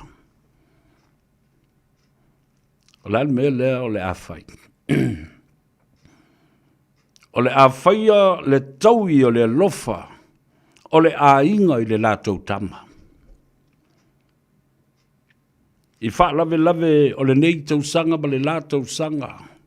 Ma mea uma e wha maupo e ai le ainga o le tama, ia te ia. I le nofo. O manatu ai maa e le tō wha tupu malana tō wha tamali i o le tō wha lofa. A le lawa whai e le sunga lauli a le mali atoa. Nanga le mali atoa na wha tupu mea ma wha ma ite mea i le mea le ta o le sengi. O se awala e ta ua tuai lona lofa i lona a inga. Ai ta ulala le a inga le mali atoa. Ia a inga atoa Samoa. Wai ala e la ngona le whailo ma ilo ai le aso ma le taimi ma le nofuanga o malae fetutu nai ma malae o le mali atoa ma le ainga sa mali atoa po fea o le awhai le sengi ia le tangata la le nai tutu a ai ma te poto e vai ai vai lise e alu iei o e vai mama ia le teimi ai tā ile longo. Ia ona langa lo leo le ainga i tutonu. E matua sa ili e pule oe ile me te aluma oe. Ia tasi nā ngā nuu o tū manga i whanua tama a inga. Mali i sili sa masani o na whai o na a inga mo na nuu mo na i tū malo. Au se a toe whai e le dei vai tau. Ai o te manatu foi. A whai o iai se tangata o lewa amata mea i le mea lea. O le fionga i le li pāre mea le sunga le mari atoa. Le la auli a le mari atoa. E matautia ia mea. I nāwa i tau. Na whai e le mari atoa. A lewa o mai ua whai e ele suri o le mari atoa. Le la auli a le mari atoa. A o le pale mia o Samoa. E a mastangata na nofo ma mafau mamau i nā mea o le ala lea. O le matualo loto o le tofa. Male sila mamau. Mai atangia i fo i. Le nganga o le file mu. Ma le loto ma o lalo. Ma le loto a lofa pea e le fia tau i masui. Ua whaila na whaaloalo, lana pule. Ua tō matu pala. Ua tō whaamaduanga, ma whaaloalo. I tai ma le tō tele o e o lava ia i la tō e a ngai ale malo. Ma e whai maona nifo tuli manu. E whai makila mori. Ioi. Ma ai fo lele tui ai le lo foi ma le patua pe a falango lango tua wa falango la uli le ku falango lo ko ki nga le me e matautia e o fo i le utu nga vanganga dale upulena e utu le ngana e utu salefu e utu le tofa ma le fa utanga ele ai seisi e feto ai masili pe a olo ina tu leiti o foi awa foi o lesi suafa ma taulangi o le fionga le lauli ale mali atoa o le ingoa matua i a yuli de tamalo foi lele fale fa moi ono ma yuli e tolu wau pe fa e po fau ele sa fai. O la e tū le tō ma le launga. I le taimi fo i lele na fai ai o le a whaasala le mari atoa. O na ave aila ia lea i le ana o le se wau. Se ise taimi no tango le wha matala. Na tū ai le tō o le lauli ina ia maa ngalo le sala le mari atoa. Pe mai e wha po o la unga i le maadia i ai sa tunu mafono ma le atu sa whata. Lea la e so o i le tama lea. E fi wala. Au te ofo fo ia o ia le ala la tau ia le leva fo ina mafuta ma. Ma la uli ai le se ia o mai aisa na la unga ina. A toi fo i o. Suanga o le vaatele tātou te tala noa ai. Wa tele fo I paia inga lea fo I sui tono le mauta. Ai te le I whaalongo lava I ai. O I loa pae se launga ma pae se fola. E tau au whai ei pa ia ma mamalu sautua whawhawha o lea tunu ui ona tulu inga e fia. Alale nā. E whaia lava. E le nei tangata. Tulou. Le fionga le li pāle mia. Mea sili sili I luma o lea tunu ma luma o lea tua. Ma le lalo langi ma le lātou sila sila. Ma whape nā lava. Ona wha manuia I nai o ia maona tangata. E le whapea o tau selu atu I le fionga I le pāle mia. Ai, o le tangata e fia o ina se mea fau ma se amatanga fau. Ni ma fau nga fau. Ma le whaatino ina o ni mea fau. There sau noa ia I le li pāle mia. I le whaatino ina. O ni whainga whaavai fau. I le tae au fau ma le amatanga fau lea o amata mea ai. E matautia. Lea lofa o lo o atangia mai ai, ma wavala mai ai, e le I whaia mua nisi taitai, I le tala whasolo pito lea tunu o le nei. Alen sau noa I tuaolo. Le tamana whale anga fulu I ai le motu. Tangi matutulu. Ma whai mai, whaafetai la auli ma le au le malo lau sunga, I le li pālemia ma le fionga I le au malu le malo le whongftelai. Le amana ia o tutuila ma manua. Wautou awhia mai ina ia whaasopoloa le sootanga wawala lata o le vātangata. Ma le whawhawhenga iai. O tātou tala e tutusa. O tātou ngafa e tutusa. E tasi le ali, e tasi le alunga, e tasi le fala, e tasi le iafu. Pea o loa. Ina whaata oto. Le ngafa ta oto Samoa. Ai I ma wha pipi I foe iai ngafa uma o le atunu. Ngafa ta oto le nā. Le ngafa wha vai le nā. Matautia lava. Whāteita inga le lei ua whaia le nei taitai. Ina ia avea ma whāteita inga le lei fo I mo I tātou. E mātango fie I le vava ai, e mātango fie I le whalongo. E mātango fie I le mori mau. Ma le tau tinonga atangata. Ma e whātupu ai fo I le file mu ma le lofa. I le vāo tangata. Ia le nala ia. O mai le tuua o le malo, I le tau songa o le fionga le li pāle mia. Le fionga ia taua le toa, poni whāsio. Oina tūtoto. Le mori mau na whaatino ina e le fionga le li pāle mia. Na tala pipi uma mai ai. So o tanga, o ngafa, o whaia, o ainga, ma tau songa, se ia o mai le tua whawhine o lona ta maa ia Susana, na nofo I le whaipule, na umila na nofo inga. Whatia lofa momoe. Le tua whawhine le nā o polota I whafosi, malavea lio. Lea. Ana le tu malo, e le sao mai tu le epa lea sa I lele. I le whainga pānota lai I titi sa iei le nā vai tau. Ai tasi fo le nā whetu pupula o le tu malo le pā. O le anti le nā, o le fionga I le I whaipule, pāle mia. Ma le tōwha, po le fionga fo I hata wā le toa. Lea na whala wasi le asoa le nafi. Uma le la unga I tutonu o le maota. A o matua I usi le whaafafonga ma le tāpua inga ma le mo ini ma le moe tui le epa. Luma whaafsanga I le lei whaapenei, mai le pule laa whaasanga I le sunga tui le epa.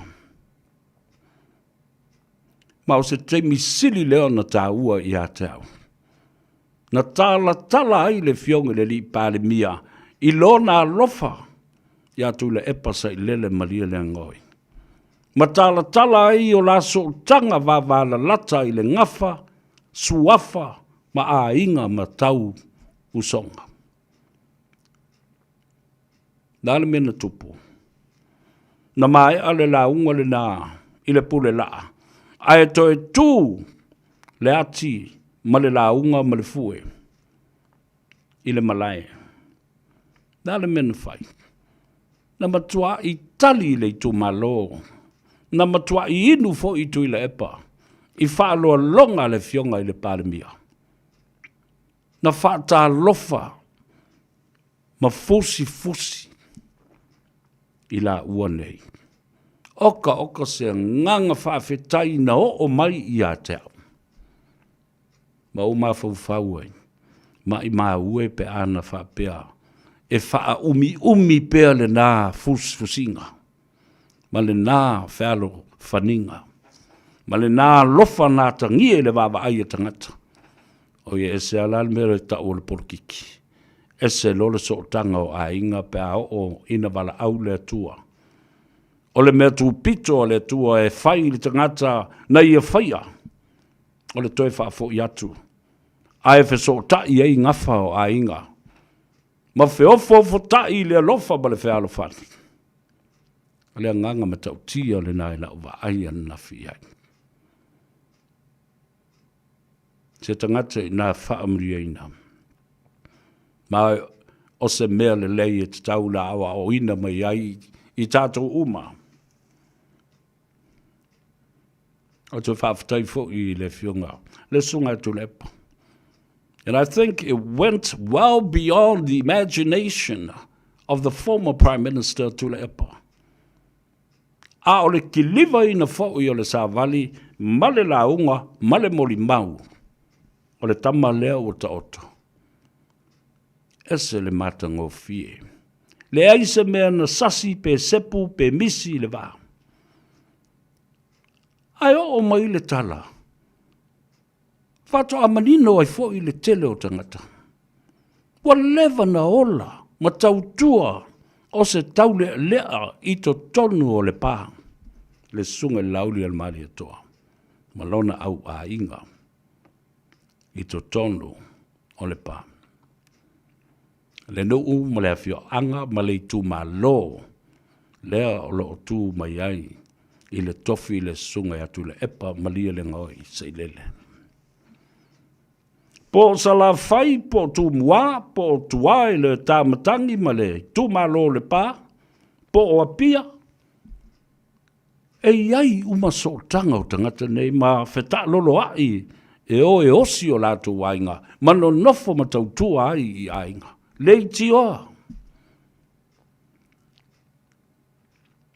Ioi. E matau tia lava. Ia, a vea foi le nei awa noa. Whai e ia o masui o le pulenga. Tunga le whawhengainga ma le whaltua. Louis Bonifacio, Pastor Ane Bonifacio, le telenga sa le oula, se mau māteio. Whapea foi tino mātutua o le au whingalwenga nei, e li ia oa o mati a kono.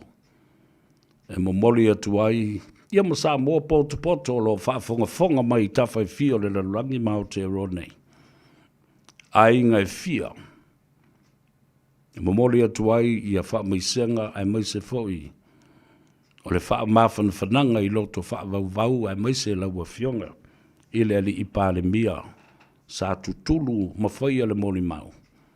E pei o se uso i a te ia. Na ifo mai le manawa e tasi. O le tino e tasi. O le toto iwi a ano mapau. I le tu ua ai o le malo. Wai le whapea. E tanua tu loa ma te u mawhale la wasil te ngata. I lona pe au whaamawai. O na vave loa lea o na ngalo. E tū mau pēo o mai le teimile nei.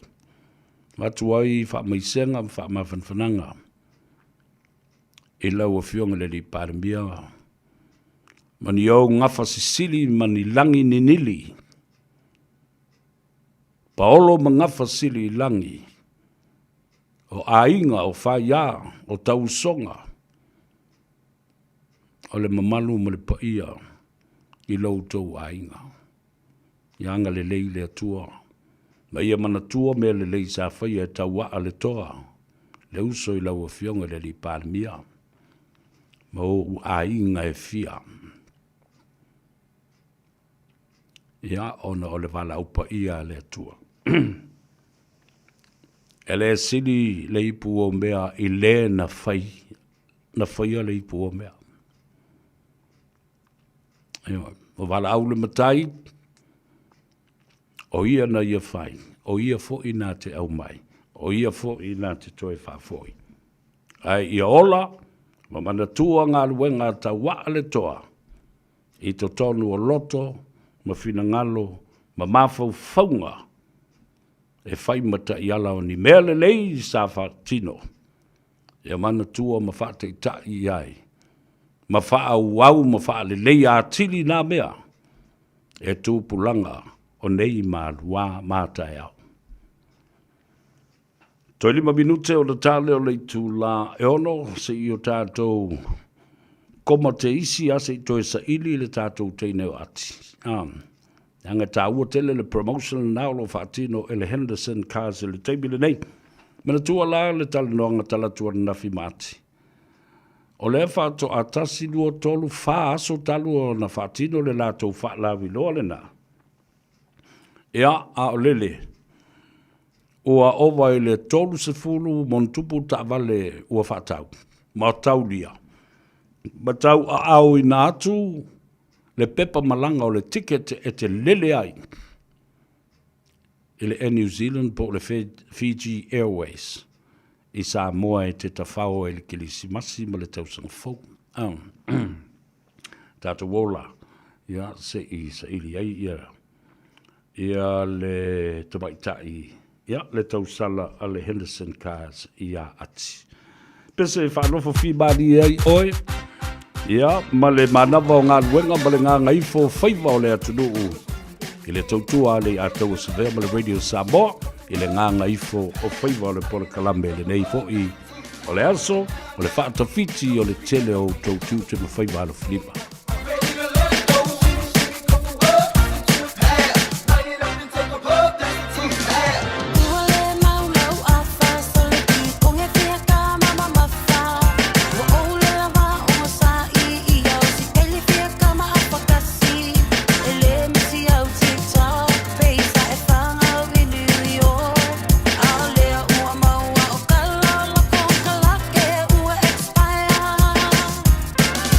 Vili vili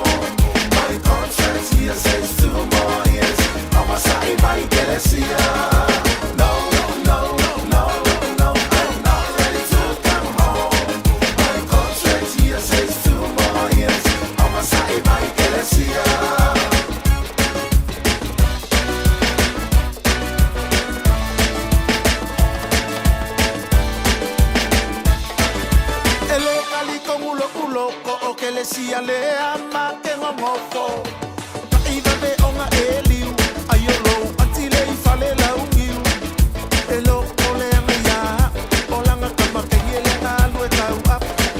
Ua koe faa fo I Samoa, ua mai lama si masal o si anga alu. Faa longo mai ke le sia, kapua I mai ma le fia fia.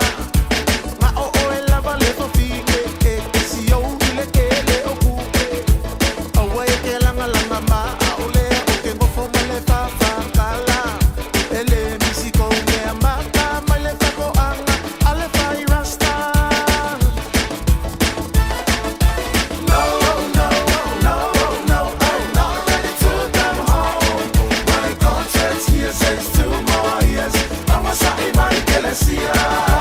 No, no, no, no, I'm not ready to come home. My contract here says 2 more years. I'm a sorry, my Galacia.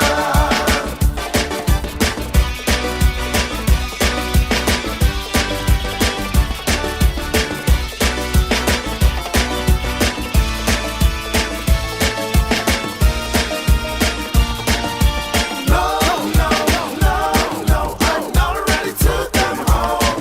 My contract here says 2 more years. I'm a sorry, my Galacia. No, no, no, no, I'm not ready to come home. My contract here says 2 more years.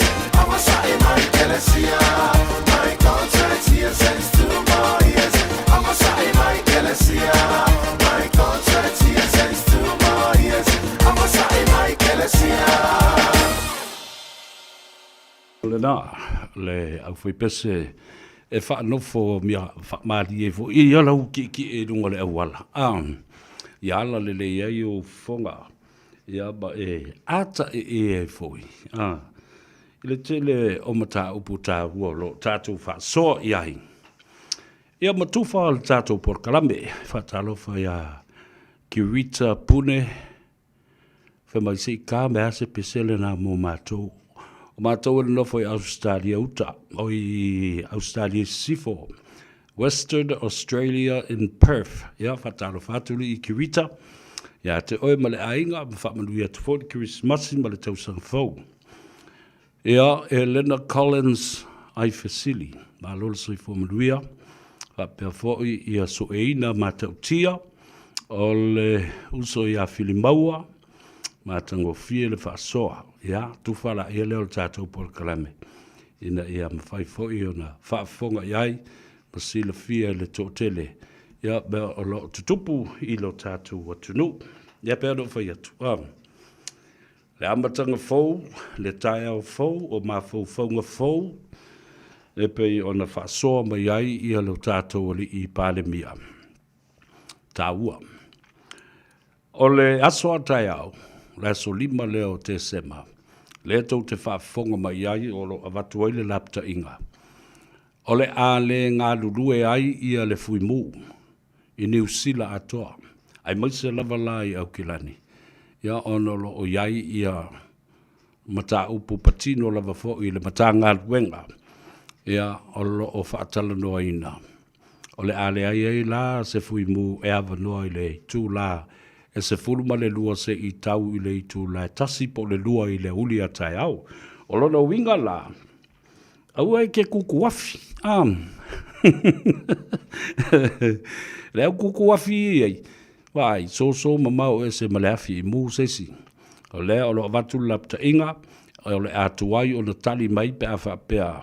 E ai ia se tūlanga o se malaia po o se mū, po le alawa se mea, wala au loa. Ia le tas. Ia matu ua le fale. E ofo ia I lātou o lo lapta ia I lātou e masani o na whaatinoina ngā sesenga. Ia, whaitete. O meo tāwhuna I e whaia I whafo. Ia a o le o iai se wha ngā au po le a lava se mea. Ia, whaitete mai le I tū la e sfulma le lua se ia tā pa ia le I tū la e lua I le asoa tai au. Yeah, the 5th of December, which falls tomorrow on Friday, The fire alert in terms of the fire people are not at work and will be not responding to any calls for emergency tomorrow from 12 p.m. until 1 or 2 in the afternoon.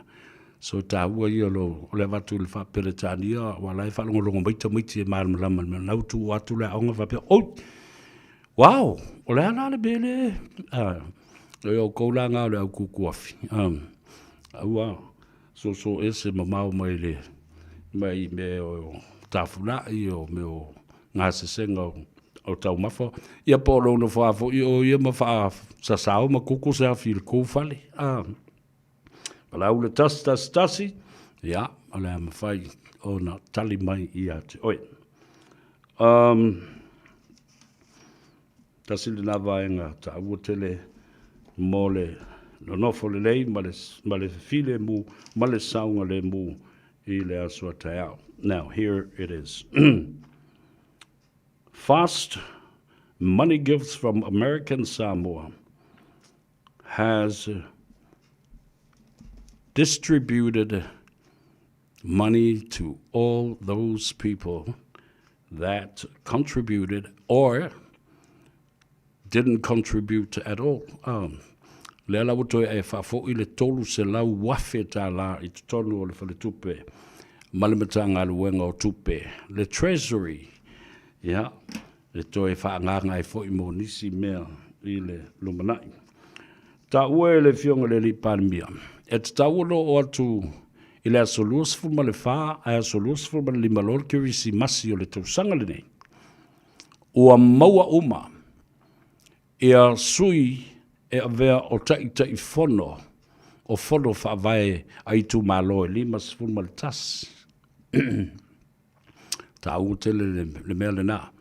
O na malo lo mai I lea o le atunu u atoa mai le aso lua sifun ma le iwa o te sema se io o I le tausanga fau se io o le aso sifun ma le lua o Januari fa ato e atoa loa ngā ruenga. So it is an extended holiday for almost 2 weeks for our people in Samoa. Ia utova vai fula I. Awale tele o tau sanga ia e mai ia le. Ia ngā ruenga I le aso tolu po le aso wha. Uma le aso tau sanga fau so omalona aso malolo aso lon tolu loa po lon wha. Ia wa e uma ngā ruenga. Ala le bele ua whai e le fionga le li pārmia marana kāpeneta. Au mai le whaka mara taliaina le kāpeneta lana whaatununga ua tuu I nātu. I mata ngā luenga uma. Oi malolo. Go and have a good rest and enjoy the festive season. Rejuvenate yourselves. Toi sa ili malosi ma ia malolo ma ua ia lava le malolonga. Atanga I masila fo I ai le tofa ua whai ai lea vaenga. I le tele o le 5 tausanga lea ua tōna I atu. Na o ni kilisi masi ma le tausanga fau e o ia sa e whai I wha amsinonga. I le mau o se toa fi malie. Ma le mau tonu o tangata. Ona o ngase o malo. Wa vele ngase o malo. Malabe wa ngase mamai umatu wai tangata. Wa o ia so fia maso e malo loi. Wa ai masi le malo lo umatangata. Ai ala le fatua fala. Inga lewa au maia. Ele malo. Ele fionga ele pare mia malana kabineta. Samoa, give yourselves a break. It's been an extended holiday and festive season approved by cabinet. Ko kai ma na yo le fa moi. Ya ma telefo yo ainga fa yo la to family reunion. Talanga teu fa ipoiponga aso fa nau lotu fa manatu ya mata faonga la vai fai. Ese le matango fie. Toi fatalofa le fionga le swafa ya le malu Vaufusi, Pongisa, Sua, ma le faletua. Ia whapea fo'i le faletua ia to e lau, ia alo le malanga manuia, wha moe o lea manuia, le wha moe lea soa tai au. Ia o le tu whatasia ai o nisi o teitai o le kalesia, po se li ia o au. Malana mana mea, whaia lai le whakasai papa toi lea soa tai au. Wha manuia atu le tātou polo kalame, i le wha moe. Ia, ai maisi o le ngā ruenga le tua manisi o au na. Pei whai o nau o watu i le aswana nafi. O se talawhiwhia i le neiva yaso, le whau uina o le tōtele, o whai whe au e luas fulma le tasi, o li ia wa o, i o lātou whai longa māua lulunga, mai i le kolisi o Mālua. Theological College, Mālua's Theological College, se fulu male iwa o i lātou na maua lātou bachelors, ia manisi na maua o lātou masters, whatasi ai male tōtolu na maua o lātou PhD in Divinity.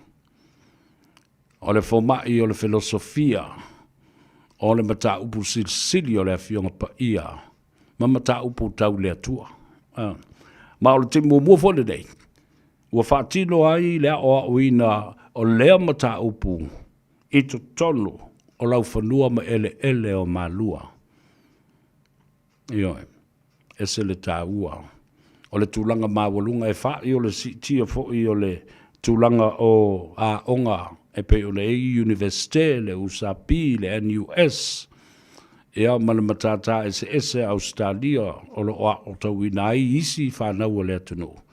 A o to tonu fo i le alualu i luma ma le si tanga māwalunga o le a uina o le to mai wha le atua e ala mai le fionga pa ia le atua. I kolisi nei e pe o na iai i le kolisi o whaife au i Mālua, a wha pia fo i le kolisi o whaife au o le metisi piula. Ia, a watu ai le wha malo, ma le wha whitai, i le tausi nionga, e mai se foi o le ngā lulue ai ma ele ngā i le sa i ringa, o le tō whapa ia wha le atua, i to tonu o nei a onga wha whaife au, ma kolisi wha whaife au, ua a e male manu malo ai. Selu ia molesi talo whalawa, talo whantul tu mai tai Colleen Toria, alo le soifu manuia, tofi lau sulu i fale ese fia mea si paia, a talo whatu, yo i lato wani e masani no mai, so ina mātou tia, Elena Collins, ia whapea foi fili maua, le sunga e ale vau polo, Yoelu unga po, tau sili, tua i malo, peia wa kua i le giki, mai alistau. Pea ngo wako i se mea ngai alu e ke ewa i fo i le uli ni nei. O na o mai leo la utala noa i le mata upu leo. Kua o mao na whaasila sila mai i le fionga le li pāremia. Whatasi ai ma le whaatonunga o au mai i le kāpeneta. Ina ia whaata oto ai whaapenei le mata upu leo. O le malo ma le au whaasa lau. O le malo ma media outlets. Newspaper le tio, televise, social media, ma le media le malo e pe ona iai le TV le malo, tasi ma leiva. Le newspaper o le savali le malo, le leitio le malo. Ua tasi moe ai le fionga le li pale mia malana kāpeneta. Ua whaata oto le ala fua, ina ia mautinoa, o tala uma ma le tō whae mo mori mai e le malo, o le a amata mea le au wha salalau o le malo. Ioi, aisea. Leanga o i e avatu ai le tala sao ma le wha maoni, ina ia mua i loa e tangata mai le au wha salalau o le malo. A olo tu wava noa foi, le fionga i le li pālemia. I le tio ma walesi whaasalalau. Olo o lato whaasalawina le talamoni ma le mea moni. So the government has ordered through cabinet that all government media outlets should be having the first breaking news to the public and to other media outlets. Lala me o mafua o na whaile mea lea. Ua whaongai le malo, lana televise, lana newspaper le savali, whapena fo'i o na whaatonuina whaululunga matanga luenga, ia matua wha maai le lei mai, ia lau tau upenga ta whailangi. Your website and your social media response in spreading the message from the government. Lale me ua whai ei whapea e la auli me.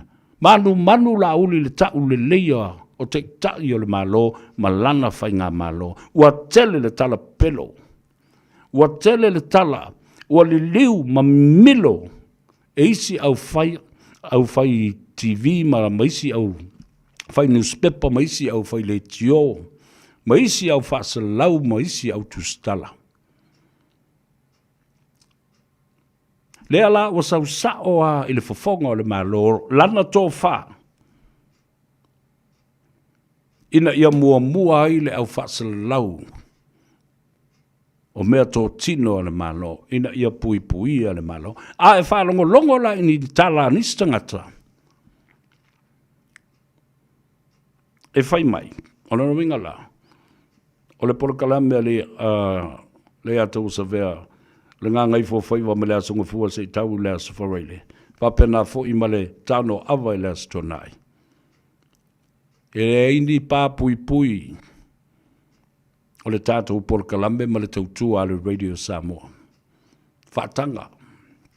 Le anga fo i le asina fia le paremiana, o mea sa sao me lua tui nei. O lana malelenga, o lana sauloanga, ma lana tulenga, o upu mai le fofonga, o le te itai o le atanu, e le toi mi miloina e le atau o sa vea ma le au whaingalwenga le nei. O no fauta fo i le au whaingalwenga le nei. Ina ia whaia tala sao, tala wha maoni, a o le ala le mea lele ua tilo le ile au whai tala pepelo ia e whewa i nei. Ma le au tau wha leanga i le sāwali a le malo, ma so se sauloanga a le fionga le li pale mea, twist and turn and look the other way, and they will bring out the wrong interpretation, the wrong translation of everything that comes out from the mouth of the Prime Minister of Samoa, the leader of the country. Le ala le la Samoa, whafonga li ia. Puinga le nā. Le foi wa ta otoi ma le au lape. E iai tangata lo ngā lulue i le malo. E loto leanga pea. Ma tau wha leanga pea. E no nofo i te tonu o ofisa o le malo. Whai ngā luenga i lalo o le pule o le malo. Ma tā ngā luenga le malo. Ai ese le mea olo iai le loto. Ma le nganga. Le ala fo i lale nā, ua mata i tūina le lei, i le saunoanga ala auli.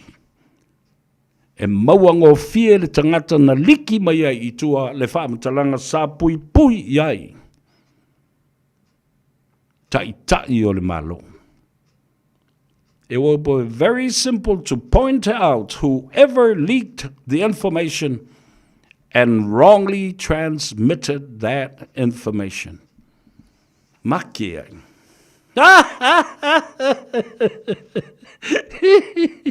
Ioi. Tinga ona whai atu. Tau te le mawhai ona o tau tua i au auna se toa lua. O tui le epa le nale o le a retire o le nā o le a whamawai. Ae sona a tili ei lo tau tūtu afi e lo toi ai se malo si anga le toi ina. Na o tau wawa ai i ai.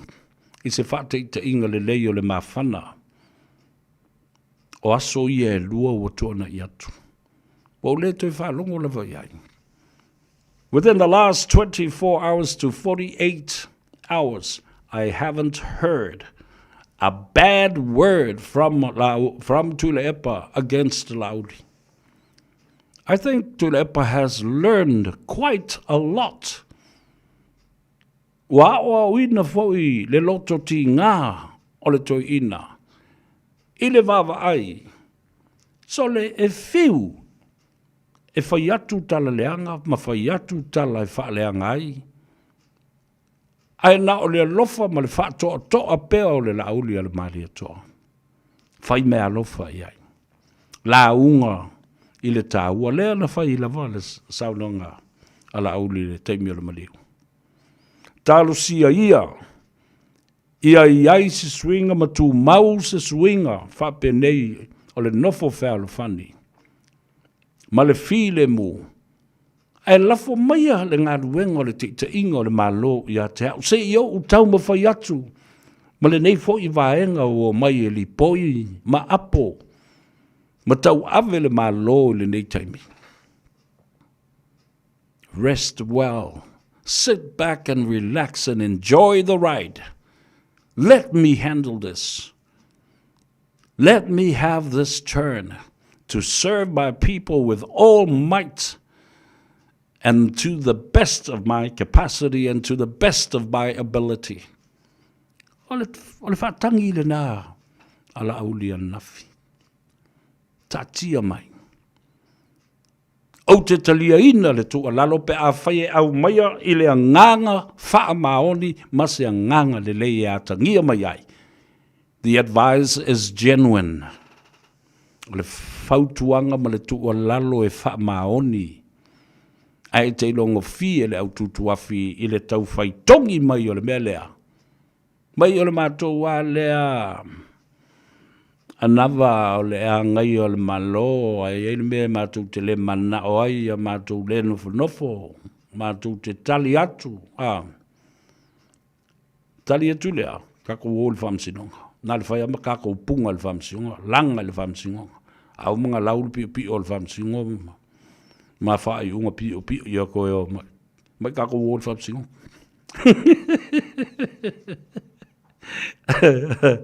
Ara whai ara whawhiana whai. O mara tau sanga ma le paia inga na o whamsinonga, ma me o e laui o le whamsinonga. Wha mai mau taimi o le whamsinonga. Wha mai mau resources o tupe o taimi. Wale alu e whai e ingi ati nae le lei. Awa o le taimi le lei nga whapea tu le pai. Le o loa le tala. Tasi ma le 5 piliona ta lale nale sa whaina o grants mai e tunu umamau. E alo lofa i a Samoa malana paketi. Alo lofa i a tina e o Samoa. Ma wau mai e tupena. Ano o tulepa. Le tu e tau tala i sisi mea leanga. Ma tau ma whai e wha leanga. Na paua leo lana me whai. Instead of writing an editorial or letter to the editor to the Samoan Observer, write to Lauli. Se lo uso mo palemia. Sina se lau wafe se whai ele mea lea le nuu. Se alofa mai le mea lea whaatale matua wala lena matua o tae ave iuta. Ia a inga ele teimi le tsunami. Oka. Au te tali tonu. Ele tali tuali maina. Po o ai foi le whaipule. Lele o ta tala polo keti e te tau le whai. Wa a toa le fia tau sanga o ta oto le tasi ma le 5 piliona ta la. Ele i whaia ma whaonga. Le la o mai le time limitation o tala no mai atu no ui e whafu. Whai se tō fuafuanga pe whaonga le tupe pe le ai alo nā tō whafo i mai a mātou tupe. Ese le tā ua tele o le mea lea na sao noa iai. Nā la le mea leo no o tau i maa ma o e whaaleanga. Ai le olo e sulu ia lauli. Te tonu mai e tele paloketi tā ua lea. Le fo ua to e whaatulanga mai mana tua lea sunga fua. Asunga fua. Sa o tala noa tuai. Ei lau tala noa ngai se tasi. O li i pailate ma kapiteni. Ai mai se fo i le tala no atu. O le siampini lava. O le marketing. Le fionga atu i fasina. John Nichols. O le teimile nei, wa 11 tau na amata tāpenanga ale Faiva lele, restructuring the whole Samoa Airways. E leo toi mamao se teimi. Ai talia mai le tālusanga leo wa whatino nei le maloma ua ngā lulua iai. A o ngā lulua e whaile tio le mole wa lele. Wa 11 tau o na whai training. Wa ai le committee, the board of directors, wa ta tau o na hire ni tangata, cabin crew, ali I matamai tai, whai alato training. Sila, I le toi wha mao popo mai o pailate, koleni, o le malai wa lele. Ai le ma whai o na tātou nofo, mai lea. There should be a preparation and restructuring of the Samoa Airways right now. Lai whatari walele a ua lewa no tātou ngā lue. Ticketing online a ua wina o tangata whai ngā luenga. O te tau na haia mai. Lai ei tupe. O le polo tasi le na polo keti tāua. Tātou tā pena I lātou o e ngā seseina. Tau mawhai le toi avea kon kalate I tua. Pilate, captains, cabin crew, flight attendants will live in a town of Tapena. And that preparation should be now. Awo te.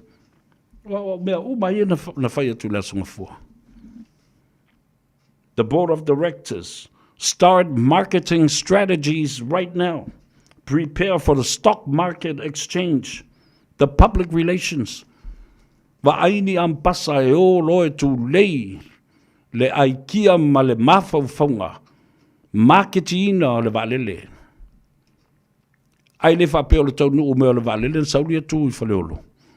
O le tau su in tangata whai ngā luenga, ma tau wa o in tangata le whaatino ina o ngā luenga. Wa aini ampasa, people with huge public profiles, ele lei le talanoa, ele lei le launga, ele lei le mamolina o le savali, ele lei Inga ngana,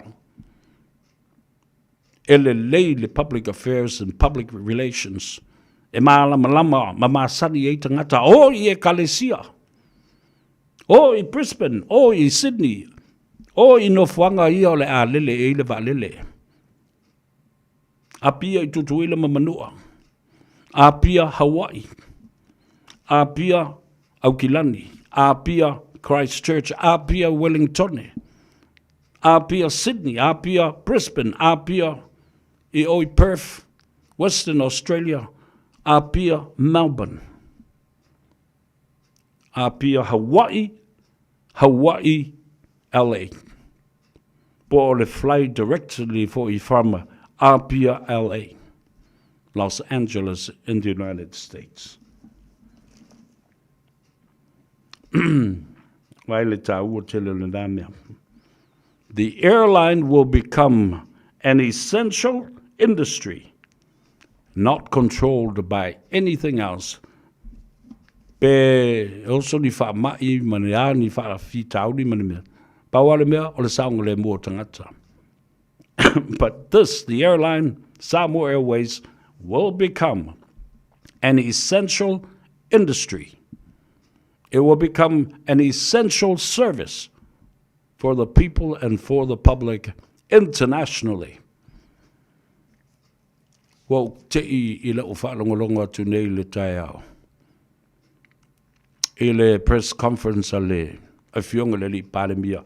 Le aise meo mene ina o tala noa tuai, e le I sao noa I ai le pāle mia I le tai au nei. A le pepa le ana o avatua I le asonga fua. What a coincidence o le mea o lea na o mawhauwhau iai. A o lea nei le tō whā. Ma li poi lo loto I le fatu ma le mawhauwhau ma le nganga o le fionga le li pārmia. All of this that I said and expressed just this past Monday, 3 days ago. Sau tala noa tuai I tāpenanga nei. Ai sau noa ma malele I ai le pāle mia. Word for word. upu uma sa u whasoa iai. Haftai le tua. Haftai i le tua. O lo ngā lue lo nā nganga. Ia tinae. Ma o tātou loto. Tātou te whaleo i le atunuu. Mea o le a o mai ma mea te tau na o iei tāpenanga a Samoa. Male malo. E le to e te tau. O na tātou nofo ai. Se ia longa e tau nuu le waalele. Whato a pāle whana tā momo e solo. La o te mea alu le waalele a le tau whaatanga tā. Ma tau whaato tonga tangata i le waalele. Ele i le leio na o. Ia teine mali i mta mai tai la tau te tau tuaina to tonu. Cabin crew. Tau nuu le waalele. Ese tangata no au mai le waalele. Ele i lava kapiteni ma pai late. Ua te tau le tā pena la tau nuu le waalele. Ua umana whai le administration. Umana whai le training. Whio soi tangata. Iai ma pai late ma kapiteni. Take off le waa. All of that was been said in the press conference by the Prime Minister himself. But it was already expressed by Le Atawa Severe last Monday. Ta ua tele le nā. Ia se iwa vai atu po ai leo le a Faiva sui o le e sui ele sema i le awhiawhinei, i le whaatawhiti o tiute mga luenga o le nei fo i mai aso. Toi fo i mai lau tala i le mata upu lea. Lea la ua popole nei media, outlets ia, le media lea na whao ngae e a fo i e tui la epa, ma le hero pipi. A wā fo i la so se mata upu ai tui tala roi tui la epa. E wha sao mai e media sia, leise mea wha pena e li tala noa mai le fiongele. O mā whauwhaunga lava la ia o tui la epa ia, e whatu lava ia. Ma nisi fo i o la tō vai, i vaenga whaupwhai. Ai le o le tō whā le nā le malo. E le o le fina ngalo le nā le malo. E le i whaia mai fo i se wha silanga le malo e winga i le mata upu lea. O nei lola i lea. O le matua tala pepelo uma mei i tala noi tangata nei. Ai sea. Lea ua sau noa le fionga le li parimia. Ma ua au mai o le whaatununga o le whaka a le kāpeneta. O le a mua lava sa vali le malo. I lana au whainga ruenga. In order to protect the credibility of the government of the day. Ewe le tā wulina. Ai la tanga te fia whaalongo e meo le tala pelo ma le meo le ngasu ma le meo le mulu ngā veve. Ma masalo salonga ma tutu ngā hafi. Ia whaalongo longo la ia le media la uri ina. Ai la tanga te fia whaalongo le sa vali tā ua le malo ma le tō whaamo mori le malo. Whaalongo e le atou, whaalongo i sources na le ale. Outlets ale malo e peo ne le sa vali le leitio ale malo le televisi ale malo. Ma le tai o le malo pe a fio mai. Ia ona whapele un tangata, ua whai me whapito le malo. Tali le malo, ma la uli anu le la. Le ai. E re toi tu whauina o tau e whaia ni tala pelo, ma whaia ni whaasala launga pe pelo e le ia vatua i le fofonga o le malo. Ma le au whaasala lau o le malo. Ma le i tio o lo whaia le ngā luenga i le ami o tonu pe o le tio le nei, ma le porokalame le atou sa vea. Straight up al tatou amio. Na whaufia sa lau tau sango tau taimi tau te vavai ai. Pea ma whaasoa ma le fionga le li paramia, ma isi te tai o le tātou o tunu uma minsta. Ele alo lava le fesiri. Ai tu ina tu fo i male nganga whaalo alo. Male to mai male anga wa ai te iloa ai vane mai. Le sosia tā ua. Male to wha mo moli e tā ua le whaafonga le tunu mai o tātou tai o lātou mawhauwhaunga o le tō wha, ma le whautanga, ma le whatu moni na o mai ai le upusao. E mi bilo ane isi media outlets ua mapi o pā ua pepelo ma se atoa le whauinga ina ona o le milo upu.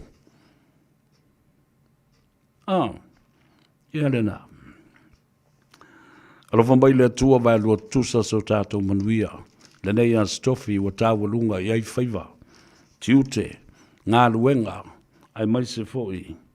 O le malosi o le atunu, iana tupulanga, ma le aufai ngā luenga.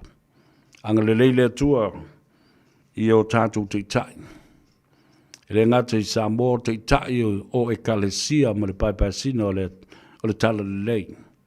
Ta mamtina mātua o le atunu, po whea lava o i lei New Zealand, Samoa, Australia, mātunu o mamau.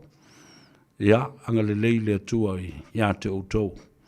O outou o sosia, o lo iai manuia, o lo o iai mata oto ai le tūlanga o le fautuaina, o outou o silianga o nuu mafio anga maainga. E tua iai le ngā luenga le tua, e tua atu iai le whaatuatuanga, o li i mawhaipule mapulenga i tono i tō malo. I manuia o le tātou palemene, uia fo le kapeneta, manuia le fonga, le fionga le malu le malo, malana matsiofo, ka pia fo ia le itua e angai e tolo le malo, le whaamsilonga, fa pia fo ia le palemene o le atunu, lau fionga le palemia ma le faltua, sui palemia, ma leisi sui palemia, o la tiute ma Faiva. Ai mai se foi le tūlanga o le mamalu o Minsta nangulang. Sui le whono sui tofia lau fionga foi le whonga te lai. Na malu o le palemene o Samoa.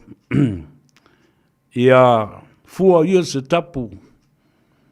Ma ia iai se tae au fau. O lela tātou wanga atu le kirisimasi ma le tausanga fau. Ma aso fia. Ua a ao foi le palemia i se whaamurianga. Ua whaatele ai le teimi e malo lo ai. I aso malo lo ki wisimasi ma le tausanga fau. A vea lea. O se ai mo sa moa atoa. E o lava i le tua ngai ma lo latu te tai. Talu si ia. Ia fau le tausanga fau atu ai fo i mamea. Fai pule umala ia le tua ngai. O sa ili maini au tō poloketi tā ua. Nā fai ua wai ai tonu o whono whawai. Ai mō lou lava manuia. Ese me le poloketi o 2 miliona. Le nale frozen. O lo i lima o le malo ma le komiti whawhoi o tupe whaamau popo my grants from our budget supporters all around the world. $1.5 billion. E leo lo tea i lava. E tai 2 miliona la tau ia le poloketi mō whono whawai. Ma lo mai le aso lua sifulu iwa se o i le aso sifulu ma le lua o Januari. Ma lo ai foi ma ngā luenga le whono whawai. Whato ato ea e le aso sifulu ma le lua o Januari. Lua awhi lua sifulu ma le ono. Lui e tele le tātou o tino. Ka mangalo foi se leo le o nei, alo fa tele mo oe, ia fa pe foi lungo le ala tele na ia fa toa, wa lava le vale tasi lungo le awale tele. E lua loa vale, ia pā lo mara, fusu anga vale lungo, ai maka isi, ai po e aka isi, ai po loka a koa i mele awala la kouia, Luia foi la tau lo fa tau tulia, i mauta ngase ngase. Nisi fo yo tuli yo la tau whaasalanga i to ese ma whale pui po whea lava o lea tunu nei ma tawhai fia o tātou tangata Samoa. La mea li Samoa i lo, tani. Samoa lo ma tu so ia koi whaia ngā mea Ia le lei e o lava nei e tātou whaana witi ma le la tau ma whainga le lei tau sanga i lea onga. Ia awal fasia ka mai ki pe afai o le tau lau o le wha moe. Sau ka mai ki ka o mai a ke o ia sidi. Ai wa fiu e whalongo longo po le ale. Le kaimi e lau mai a ia le. Ia le afu i le kūlanga o lo wakali. E umalo le lo wakali i. E so lo ma le uriva. Ale lo o lesi. Ai uriva alo ma lo wakali. O fasia ka maki soli. Tina, ya, tautua nā mā oe. Langa upu masani mai ole tamapoto e fifia i le tama. Ole tama vale whanono ai ai. Ya. Wa koe wa lima ke le ko inga. Wa te mine o tau sanga tupoi bena. Ole whao lima i tono ainga. Tawala mai le malia o le to ina li poti o tamai titi le mal kamikin kiki le. O kele ka. Kele ka ai ki kele ai le whiingi mea onga. Le ai mangi whi au ole ma kua pa ia. Wa upuna te whalongo ye. Ya. O tala ma upuna e winga i o tātou tangata nei aso. Those are the stories about our people today. Look after yourselves. We'll see you here for the final of Gagaifo Faiva e tā walunga i ai le as whareire i le as o tai au. Palu le swalofi o le atunu o i le as tona i le tāno ava ma le tātou lau momoli ipu o le tai au. I le tāno ava e te maua le sa o malei a tau o savea sa yuli le ulua i ali i pesta taba le langi bulitalo. Al Harrington na tūmanu vao lavea. Ria tele le nei e fiafi. Tu au tau i le pese lea. A le Oski Band, ja, o le sunga au matangi. Ia whapefu i lana whanau. Ngalu mal mana. Le pese o aso leanga. So fuamba ia manuia.